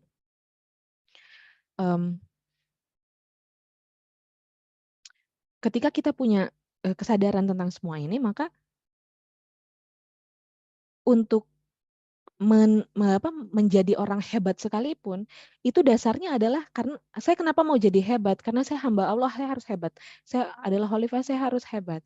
Kalau mau punya harta banyak, misalnya harta berlimpah misalnya, maka kita nggak akan melenceng dan selalu punya alarm ketika kita berikhtiar tentang duniawi di tangan, akhirat karena akhiratnya sudah di hati. Nah, kebayang nggak kalau itu di anak-anak kita? Dan berarti kan ada caranya. Oke, ini udah jamnya bergerak terus ya. Ternyata ya Allah memberikan mandatnya kepada ayah dan ibu untuk mendidik ini. Tidak ada pendidik yang lebih baik daripada ayah dan ibu. Semua ayah dan ibu adalah berpotensi menjadi pendidik yang terbaik bagi anak. Khusus hari ini, ya ibu dulu nih. Ibu adalah perannya sentral cinta keluarga. Jadi ibu tuh sebenarnya nggak rumit. Jangan ambil peran ayah. Karena satu, pasti capek. Bukan fitrah kita. Kita mau jadi seperti ayah, ya nggak akan cocok. Menegakkan aturan, termasuk menegakkan aturan, itu adalah harus dari ayah dulu. Kalau ibu yang terus-terusan menegakkan aturan, kerasa nggak sih capek? Kalau saya, anak saya sudah mulai masuk ke masa aturan gitu ya. Dan ketika saya mengulang-ulang aturan, itu di sayanya berulang, di anaknya nggak nyampe, nggak nerap. Beda sama ayahnya ketika bicara aturan. Jadi maksudnya ini hanya sampel aja, bahwa ketika ibu ngambil peran ayah, itu melelahkan, ayah ngambil peran ibu melelahkan karena tidak sesuai fitrahnya. Itulah kenapa perlu ayah dan ibu ya, bukan ayah dan ayah atau ibu dan ibu. Kayak zaman ini, ideologi LGBT itu kan boleh katanya. Laki-laki sama laki-laki, perempuan sama perempuan. Lihat aja tentang pengasuhan. Nggak bisa. Pengasuhan terbaik itu kolaborasi perempuan dan laki-laki. Nggak bisa dia salah satu, nggak bisa dia sama-sama, nggak bisa. Nah, ibu sentral cinta keluarga. Dasarnya hadis riwayat Ahmad, nikailah wanita yang lembut dan berpotensi berketurunan gitu. Karena sungguhnya aku berbangga di hadapan para nabi dengan jumlah yang banyak pada hari kiamat. Iya, insya Allah ya. Nah, inilah evaluasinya aja. Jadi nggak terlalu banyak yang ini. Coba teman-teman para ibu, saya nggak yang spektakuler, tapi kita kembalikan ke dasar. Untuk jadi hamba, mendidik anak kita jadi hamba Allah, jadi khalifah, jadi dai, cek deh. Kita sebagai ibu menunaikan nggak peran-peran ibu yang sebagai sentral cinta keluarga. Kita cek kaidah-kaidah ini. Koneksi sebelum koreksi. Ini kaidahnya bisa banyak banget ya. Saya ambil beberapa aja. Ke anak-anak lebih banyak ngoreksi atau memperkuat koneksi. Coba hari ini aja lah, hari ini. Dari pagi sampai sore ini. Lebih banyak ngomel, kamu teh jangan gini, atau jangan gitu. Gitu salah, nggak bisa. Ternyata nggak bisa, koreksi itu berjalan tanpa koneksi yang kuat sebelumnya. Koneksi itu adalah tentang hati dengan hati yang tersambung. Kalau masih bayi mah masih lucu ya, balita juga masih lucu. Tapi udah 7 tahun ke atas, Masya Allah ya. Kata teman-teman sih, saya anaknya juga belum sampai 7 tahun ke atas. Tapi saya mendidik para santri ya, di pondok pesantren yang umurnya udah 7 tahun ke atas semua. Sudahlah tidak lucu lagi gitu kan. Terus banyak yang perlu dibenahi. Tapi nggak bisa, coba ini mah kita nggak usah bicara teori deh, rasakan. Nggak bisa mengkoreksi siapapun, orang yang koneksinya nggak baik sama orang itu. Maka sebenarnya bisa jadi nih kaidahnya tuh, koneksi tuh 100 kali gitu ya, koreksi sekali. Baru dia nerap, kan koneksinya udah kuat. Itu cinta, bukti cinta. Ini relasinya mirip seperti relasi dai kepada mad'u ya. Kalau dalam kaidah keislaman itu yang berdakwah kepada yang didakwahi. Nggak bisa kita mengarahkan orang untuk pada akhirnya bertauhid, mau belajar mengenal Islam, mau bahkan sampai mendorong dirinya berbenah sebelum orangnya tersentuh hatinya, tersentuh kolbunya, sampai takluk dulu. Nah, Rasulullah tuh kerennya tuh, kenapa bisa dengan akhlak berdakwah gitu?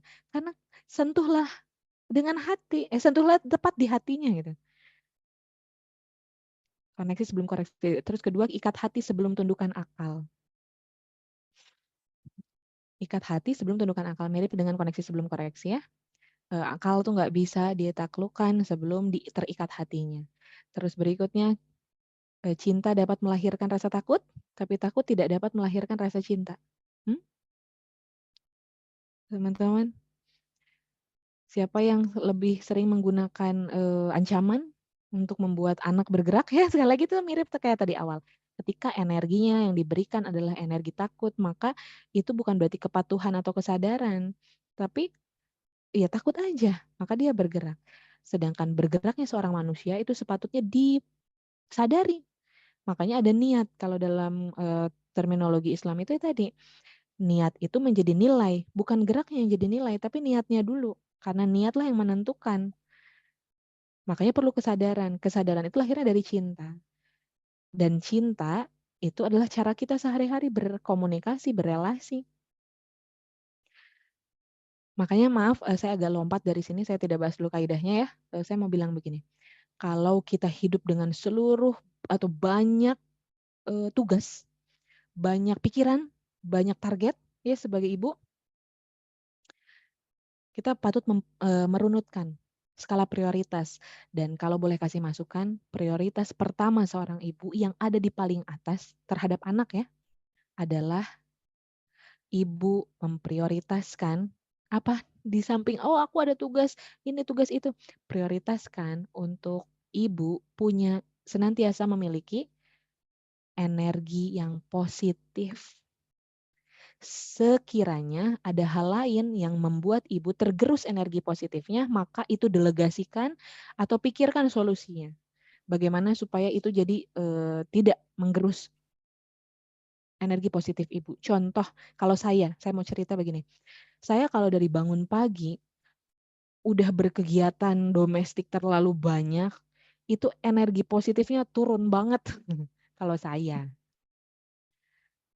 Nyapu, ngepel, cuci piring, bebersih rumah segala macam. Saat ini ya, saya belum bisa energi positifnya tetap bagus kalau begitu. Untuk saat ini, karena saya anak-anaknya masih kecil. Jadi ketika anak-anak akhirnya bangun dari tidur atau mulai membutuhkan saya udah berada pada energi yang low. Karena tadi anak-anak usia dini itu membutuhkan pelayanan kan, membutuhkan dia dibersamai secara utuh. Jadi akhirnya saya putuskan di titik tertentu ketika mulai menyadari hal ini bahwa itu menjadi prioritas karena energi positif itu menular ya kepada anak, dan ketika energi yang ditularkan malah energi yang bukan positif atau itu adalah negatif, maka ini saya sudah mencederai kaidah-kaidah cinta ini, yang artinya saya sudah tidak lagi menjadi sentral cinta keluarga, yang artinya saya sudah mencederai fitrah saya sebagai ibu. Karena ibu sebenarnya tugasnya itu di sana. Maka akhirnya diputuskan saya perlu punya ART gitu. Atau saya perlu menurunkan standar bahwa pagi berantakan itu oke. Atau dikerjakan malam. Nah, itu kan jadi solusi-solusi, opsi-opsi tuh. Terfikirkan opsi karena kesadaran. Sadar dari mana? Dari ilmu, ngerti, belajar. Bahwa prioritas tertingginya emosi positif. Sekiranya ada kegiatan lain yang itu memang mentereng, sudah ditarget dari lama, tapi itu mencederai emosi positif kita kepada anak gitu ya, kita jadi nggak positif, energi kita juga jelek, lepasin itu, saran saya. Tapi teh kalau ini kan jadi nggak dikerjain, saya mah nggak ada dananya, misalnya suka kayak gitu tuh, ada pertanyaan-pertanyaan private-nya, itu kan kalau punya ART atau nge-laundry atau catering gitu ya, itu kan jadi nggak ada dananya, dan nggak harus begitu, pikirkan bersama-sama, gimana ya, oh tadi distrategikan gitu ya. Tapi itulah prioritasnya supaya bisa menunaikan ini. Kenapa sih ada yang berat? Berat banget untuk koneksinya bagus sama anak. Saya tuh suka nggak mindful gitu. Itu teh kecapean bisa jadi. Atau salah skala prioritas, apa duluan. Ya, kaidah cinta lagi, setiap kita tuh orang tua terbaik yang anak-anak miliki, dan anak-anak adalah yang terbaik yang kita miliki. Tak ada yang dapat menandingi kekuatan pengamatan. Masya Allah nih. Dari segala teori yang dipelajari, bisa dikalahin oleh satu, pengamatan orang tua ke anak. Karena tadi anak itu unik, gitu ya, belajarnya perlu, tapi mengamati lebih penting juga. Karena dengan mengamati kita tahu yang spesifik. Kata Teh Gita bilang kan, tolong dikoreksi gitu kalau keliru. Nggak ada. Karena itu hasil pengamatan Teh Gita, yang mana Teh Gita kepada anaknya ada koneksi, yang itu tidak ada koneksinya dari saya kepada anaknya Teh Gita. Jadi makanya ahli yang paling ahli itu orang tuanya sendiri, selama orang tuanya hadir dan mau mengamati. Berikutnya relax lah, jangan jadi robot parenting. Makanya pengamatan, dengan mengamati, kita nggak kaku ketika mengamalkan ilmu. Bisa jadi yang ini teorinya ditunda dulu untuk keluarga kita, karena sekarang case tantangannya lagi seperti ini, gitu misalnya. Tidak selalu berlaku lebih cepat, lebih baik, tadi nggak, harus dari usia dini, enggak. Ada waktu, semua ada waktunya. Terus kita tidak sedang berlomba dengan siapapun. Ini sepertinya saya tuntaskan dulu beberapa ya. Jadi nanti di ibu tuh biasanya munculnya ini sih nilai-nilainya. Ibu tuh mudah menerima, sabar, punya penerimaan, kesabaran, keridoan. Kita lihat ya checklistnya. Gimana penerimaan checklist? Menerima apapun kekurangan anak. Kalau lagi soleh mah ya kita checklist ya menerima. Tapi kalau lagi lagi banyak tantangannya, lagi banyak dinamikanya, kerasa lah nanti apalagi di atas 7. Di atas 7 tahun, yang punya anak di atas 7 tahun akan kerasa bahwa semua sikap, semua sifat yang muncul dari anak dan itu ternyata bertolak belakang dengan harapan kita, itu sebenarnya adalah PR yang bolong di masa 7 tahun sebelumnya. Yang waktu itu belum kekerjain dengan maksimal. Secabakna kalau bahasa Sunda itu apa berarti? Sedikerjainnya aja ngasuhnya gitu. Itu biasanya bolongnya akan muncul di masa 7 tahun setelahnya. Kurang mandirinya, kurang sadar terhadap kebutuhan dirinya, itu bisa muncul tuh. Nah mulai di situ, masih nggak kita nerima seperti dia waktu lahir dulu, bayi. Segala kita lihat wajahnya bikin tenang, kita sayang-sayang. Nah setelah 7 tahun ke atas, masih gitu nggak? Ini mah anak papa, biasanya suka gitu kalau lagi bandel. Ada ini mah kayak papa banget ini mah. Atau papanya justru ini mah kayak ibu banget nih lagi bandel gitu.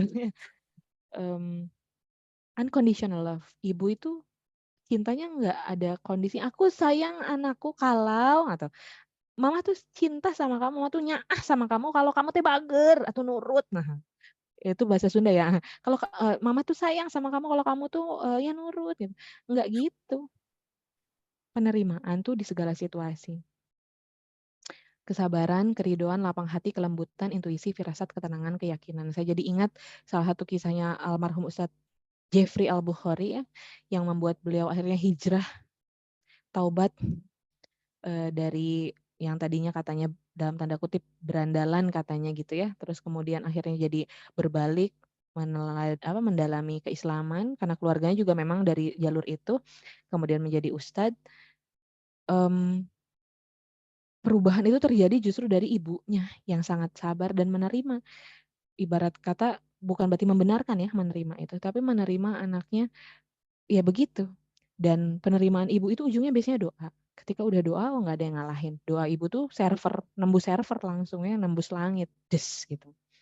Maka sesungguhnya profesi, karir, jabatan, dan pengorbanan terbaik dalam kehidupan ini adalah menyiapkan batu bata peradaban dari dalam rumah, yaitu mendidik anak-anak kita. Ini sedikit gambaran aja ya, boleh di screenshot sama teman-teman semuanya. Klasifikasi usia anak, nah ini berdasarkan tahap perkembangan yang tadi saya bilang, yuk kita beralih untuk fokus pada apa yang harus dilakukan. 0-6 tahun, maka dia keywordnya, treatmentnya adalah lekat. Kelekatan cinta, penerimaan, dibuat terpesona, dan kehadiran utuh, terutama dari ibu. Di 7-10 udah masuk masa mumayyiz, itu tentang kepercayaan, penanaman nilai, mulai eksplorasi. Diberikan kepercayaan. Termasuk misalnya biasanya ditemenin kalau main ya, sempat baca cerita Teh Gita 3D dibersamai terus gitu kalau main agak kurang luas kalau dilepas sendirian. Mungkin di 7-10 itu mau nggak mau ya karena udah sekolah, ya dia akan main sendiri. Nanti mungkin akan bawa oleh-oleh kata-kata yang agak aneh gitu ya, bikin gemeteran, kok kata-katanya begini gitu, dapat dari mana, atau dapat cerita, dapat macam-macam ya. Kepercayaan itu memang konsekuensinya dia akan terpapar oleh hal-hal di luar keluarganya. Tapi selama koneksinya di masa 0-6 tahunnya bagus, dia akan bawa kata-kata itu, dia akan bawa cerita-cerita itu ke rumah untuk divalidasi. Ini benar nggak Bu? Ini boleh nggak gitu. Dan ketika dia masih cerita, jangan langsung disembur misalnya ya. Ya dari mana itu? Nggak bagus itu mah. Jangan jelek mainnya gitu ya. Jadinya dia bisa tidak mengulangi untuk bercerita, padahal ketika dia menceritakan, mampu menceritakan kepada orang tuanya, tanda dia nyaman, tanda dia sebelumnya sudah percaya gitu. Maka ya memang 7-10 tahun waktunya koreksi, banyak koreksi. Saya juga ngalamin anak saya tuh udah main kemana-kemana, bahkan yang adeknya karena dia punya adeknya udah ikut gitu ya, dilepas juga nggak dibarengin, ya pulang suka bawa cerita. Suka bagus, suka nggak sesuai harapan gitu ya. Udah masa-masanya meluruskan dan saya percaya begini. Kurikulum dari Allah tuh nggak tertebak ya untuk anak kita. Kita mungkin udah nyiapin kurikulum mau main apa, mau ngajarin apa. Tapi Allah punya kurikulumnya sendiri yang Allah kehendaki untuk disampaikan ke anak kita lewat apa? Kita harus peka, mengamati peristiwa. Setiap peristiwa yang datang ke anak kita, itu tanda dari Allah. Allah pengen kita tuh ngajarin tentang itu. Contoh, anak saya main, saya amati, itu aman. Tapi begitu nggak diamati pas pulang, bawa oleh-oleh kata-kata kasar tuh. Bahkan kasarnya tingkat dewa kalau menurut saya. Wow, dahsyat banget nih main sama anak mana gitu. Mmm, ya diskusilah sama ayahnya, karena penting untuk bagian menanamkan sampai dalam itu di ayahnya, tapi juga saya ikut. Ya udah, berarti ini Allah menghendaki saat ini anak saya kurikulum pembelajarannya adalah tentang bahasa baik dan bahasa yang tidak pantas gitu. Kami memberikan analogi tentang teko, bahwa teko hanya mengeluarkan isi tekonya. Kalau dia teko ngeluarin teh, maka dalamnya teh. Kalau teko ngeluarin susu, maka dalamnya susu. Kalau teko ngeluarin air putih, dalamnya air putih. Maka itu mirip seperti orang bicara. Kalau orang bicaranya kasar, maka kebayang isi pikirannya kasar, isi dirinya kasar. Kalau orang bicara jorok, bicara porno, bicara yang malu gitu, maka dalamnya begitu. Saya tanya dan suami saya, "Kakak isi pikirannya insya Allah baik ya?" "Iya," gitu. Maka tidak boleh mengeluarkan kata-kata yang tidak baik. Keluarkanlah kata-kata sesuai isi apa yang ada di dalam diri gitu. Ya begitu aja, jadi keseharian teh ngamatin, ada yang kurang, oh ini Allah pengen kita didik itu, gitu jadinya rileks tuh, enggak yang kita nyiapin sih, tapi nanti kita lihat dalam perjalanannya seperti apa, Allah kehendakinya. 11 sampai 14 tahun udah masuk masa murahaqah, ini udah pendidikannya TK, dinamika, dan penguatan nilai. Biasanya udah masuk masa-masa peralihan menuju akil balik. 15 tahun, ini syabab, yang dalam Islam itu mendidik itu sebenarnya sampai 15 tahun, gitu. Kalau benar semuanya kita tempuh, maka seharusnya di 15 tahun tuh buahnya udah mulai agak-agak terlihat. Walaupun nanti matang sekalinya biasanya di usia 18 gitu ya, 20. Tapi sebenarnya 15 tuh udah terlihat. Makanya 15 di dalam Islam disebutnya syabab. Syabab ini artinya pemuda. Pemuda atau pemudi ya, perempuan. Nah, syabab ini ciri khasnya dia sebenarnya sudah mampu untuk berkontribusi aktif di ranah masyarakat. Dia sudah bisa solutif, dia udah bisa menyelesaikan masalah. Jadi tadi 2 ya, kalau nggak problem solver, solution maker. Terus dia punya empati dan punya karya, usia 15 tahun. Jadi sebenarnya nggak heran kalau di masa sahabat, di masa Nabi itu menikah muda misalnya. Atau dia dari semuda mungkin sudah jadi pengusaha, sudah dagang, sudah jualan, sudah membentuk organisasi. Bahkan di Indonesia organisasi-organisasi besar di masa kemerdekaan dibentuknya oleh para pemuda yang usianya belasan tahun. Budi Utomo, terus ada apalagi ya sekolahnya tuh, ya pokoknya organisasi-organisasi pemuda tuh usianya usia-usia masih muda kalau versi kita. Sekarang kan kalau semakin ke sini kayak harus mateng dulu, harus usia 20 dulu, 30 dulu, enggak sebenarnya. Usia 0 sampai 6 adalah pusat perasaan dan kecintaan, bukan pusat kepintaran dan kepatuhan. Ini gambaran besarnya lebih spesifik lagi, boleh di-screenshot aja. Gambarannya seperti tadi. Ini namanya disebutnya framework karena ini akan memudahkan. Teman-teman punya anaknya usia berapa? Yuk masukin ke sini, 0 sampai 6. 7 sampai 10 atau 11 sampai 14. Nah, di masa-masa di angkanya nggak ada kayak 6 sampai 7 dan 10 sampai 11-nya kan nggak ada tuh. Itu adalah masa-masa peralihan.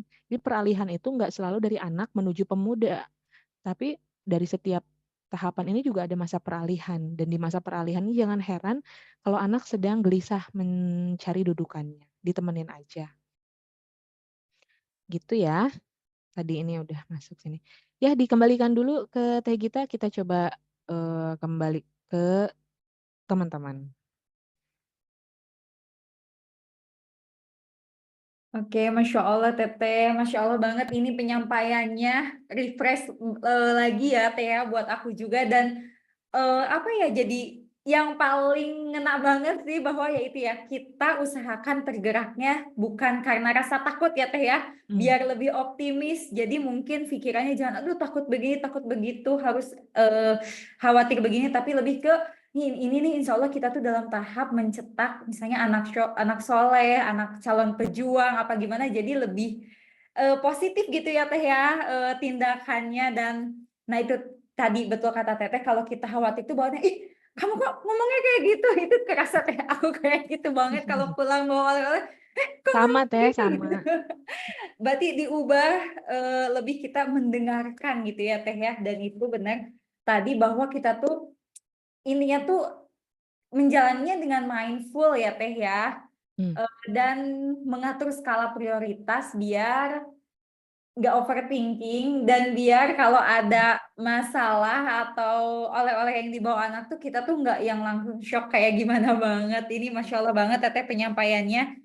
Dan sekalipun berkali-kali aku mendengarkan Teh Pepe menyampaikan materinya, selalu juga ada insight yang baru, selalu apa ya, nambah banyak catatan juga gitu. Dan ini apa yang Teteh sampaikan juga ini relate banget ya sama usia Freddy yang mau nggak mau, betul kata Teh Pepe, kita juga kalau misalnya, aku juga ngerasa sih Teh kayak ini anak cowok tapi masa sih diikutin terus, harus dikekang terus juga, tapi gimana gitu ya. Di sini tuh kayak dapat jawaban banget, dan kebetulan banget juga mau sekolah TK sebentar lagi. Jadi ini terima kasih banyak Teh Pepe insight-nya, dan aku yakin bukan cuma aku yang merasakan manfaat untuk mendapat insight, tapi dari teman-teman bunda-bunda di sini juga. Teteh hatur nuhun, terima kasih banyak untuk sharingnya yang sangat sangat apa ya, menambah banyak insight dan menularkan energi optimisme lagi. Dari tadi Teteh vibes-nya positif, optimis, jadi kayak ke kitanya juga oh iya ya harusnya begini gitu, lebih positif dan optimis lagi Teteh. Terima kasih Teh. Alhamdulillah. Iya, ini juga kebetulan teman-teman mohon maaf banget ya, tadi waktunya udah mepet ke maghrib ya Teh ya. Pasti Teh Pepe juga mungkin bersiap untuk apa ya, mempersiapkan untuk sholat maghrib. Teman-teman juga sama, dari tadi udah ada yang izin live. Jadi di kali ini kita mohon maaf banget tidak ada sesi tanya jawab langsung sama Teh Pepe-nya. Tapi ini aku juga share ke teman-teman. Tadi aku sempat baca-baca juga di kolom chatnya banyak pertanyaan, dan insya Allah pertanyaan-pertanyaannya itu tuh sebetulnya udah lengkap juga sama TPPU dibahas di bukunya TPPU yang saatnya ibu menjadi ibu. Udah ini lagi saatnya ibu menjadi ibu ya Teh ya, betul ya? Betul. Iya, nah ini udah mau itu ya Teh ya, mau restock lagi ya Teh ya. Waktu itu Iya, aku insya tanya Allah. Teh mau beli tapi stoknya habis. Ini teman-teman harus banget sih, wajib banget baca ini, sangat-sangat recommended. Dan tadi juga Teh ada pertanyaan-pertanyaan, katanya Teh gimana ya biar klop komunikasi sama suami biar sepaham. Ini juga ada di kelasnya Teh Pepeo. Belajar jadi istri dan belajar jadi suami ya Teh ya. Iya, itu lagi dibuka di @sekolah rumah tangga. Nah, pas banget. Jadi untuk teman-teman yang pertanyaannya di banyaknya banyak pertanyaan, tapi di kesempatan kali ini tidak sempat ditanyakan ke Teh Pepeo, ini banget pas banget waktunya. Yuk ikutan PO bukunya. Waiting list apa PO Teh tadi? Cuma waiting list aja. Waiting list dulu untuk nanti Hmm. dapat ini informasi lebih awal dari yang sebelum yang PO dibuka. Nah, waiting list dulu, dan juga pas banget buat ngikutin kelasnya Teh Pepeo. Teteh mungkin ada yang mau disampaikan untuk closingnya? Iya, saya mohon maaf sebelumnya ya untuk kali ini sangat menikmati sekali ininya ritmenya. Masya Kalau ke Allah. Seika tuh nggak bisa cepet-cepet ya. Saya khawatirnya cuma tersampaikan materi tapi nggak kena ke hati dan nggak mau karena bicara materi tentang ibu tuh saya pengennya menyentuh gitu supaya hati yang tersentuh itu kan mudah bergerak juga ya. Ya mohon maaf kalau ternyata ritmenya terlalu menikmati. Mudah-mudahan nanti bisa bersilaturahim lagi sama teman-teman entah bagaimana caranya ya untuk bisa ngobrol yang sifatnya mungkin tanya jawab gitu ya. Mohon maaf Teh Gita, Tidak ini apa-apa sangat Teteh, senang sangat sekali. dipahami. Aku juga senang banget, sangat-sangat menikmati, dan tahu kok udah setengah 6 aja gitu. Iya, makasih ya teman-teman semua.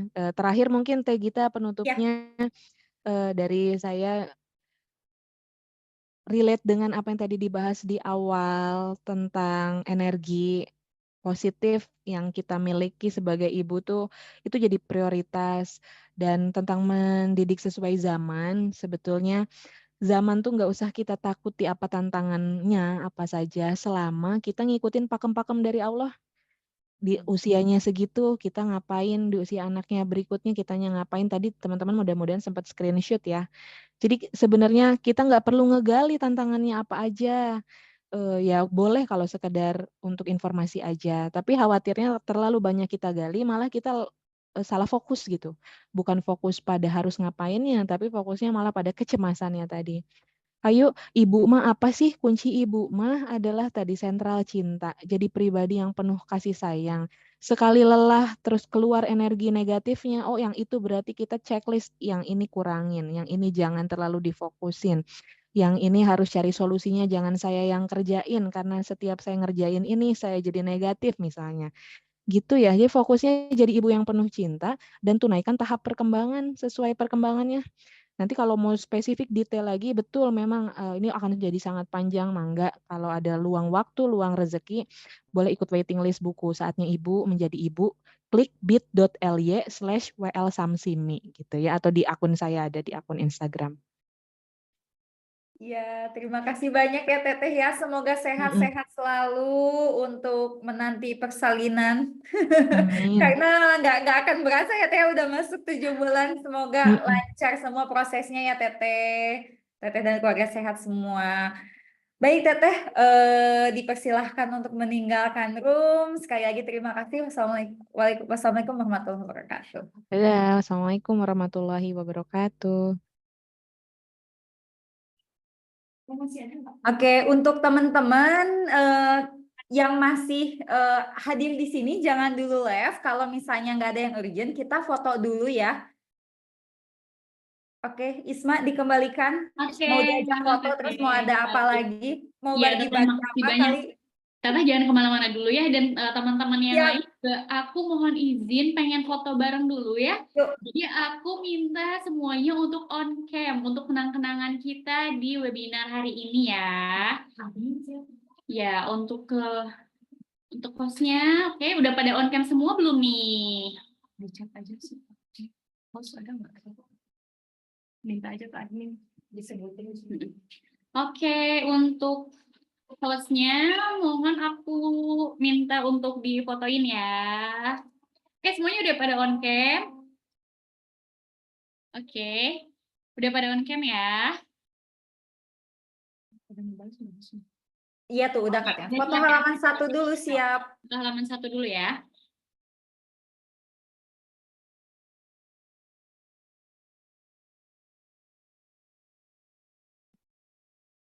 Pokoknya senyum aja terus gitu ya. Senyum aja terus ya. Oke, sambil foto nih aku mau sampaikan juga ya, karena memang waktunya udah mepet ke maghrib. Oh iya Teh Gita, terima kasih banyak ya sebelumnya Dengan untuk senang hati. waktunya telah menjadi moderator di webinar kali ini. Masya Allah sekali ya. Eh, terima kasih untuk waktu luangnya. Sehat-sehat sama 3D-nya. Semangat ya, karena 3D udah Amin. masuk. Semangat kita semua, pokoknya semangat kita semua. Semangat ya. Sekali lagi terima kasih Teh Gita. Nah, untuk teman-teman semuanya, aku mau ngingetin lagi untuk giveaway ya. Nah, untuk giveaway-nya ini, teman-teman, silahkan teman-teman semua untuk share insight apa aja sih yang kalian dapatkan di webinar kali ini. Nah, insight-nya itu bisa berupa teks, berupa apapun itu, silahkan di-share melalui Instagram Story. Dan jangan lupa untuk tag Instagram Sheikanya ya, karena nanti ada 6 orang beruntung yang bisa dapetin 1 buah abaya sabin ya, ini baru banget launching. Terus juga ada 2 bergo dan juga ada 3 voucher 50% potongannya. Jadi silakan untuk yang mau ikutan giveaway-nya di-share aja insight apa untuk webinar kali ini dan share di Instagram Story. Itu aja teman-teman, sekali lagi aku mengucapkan mohon maaf karena di webinar kali ini tidak ada sesi Q&A, tapi seperti yang sudah disampaikan Teh Gita, semua pertanyaannya insya Allah sudah ada jawabannya di buku-bukunya Teh Pepeu ya. Jadi silakan untuk ikutan waiting list-nya kalau misalkan masih membutuhkan jawabannya. Dan terima kasih banyak juga untuk teman-teman semua yang sudah antusias mengikuti webinar kali ini. Sekali lagi terima kasih banyak-banyak, mudah-mudahan dan doakan juga supaya Sheikah Parenting Journey offline itu segera diadakan di kota kalian ya, doain aja. Sehat-sehat untuk semuanya, terima kasih sekali lagi. Aku Karisma undur diri. Sekali lagi jangan lupa untuk share momennya di Instagram Story dan tag Sheikahnya ya. Sekali lagi terima kasih. Sampai bertemu di webinar offline, di webinar SPJ ataupun di offline-nya SPJ mendatang. Assalamualaikum warahmatullahi wabarakatuh.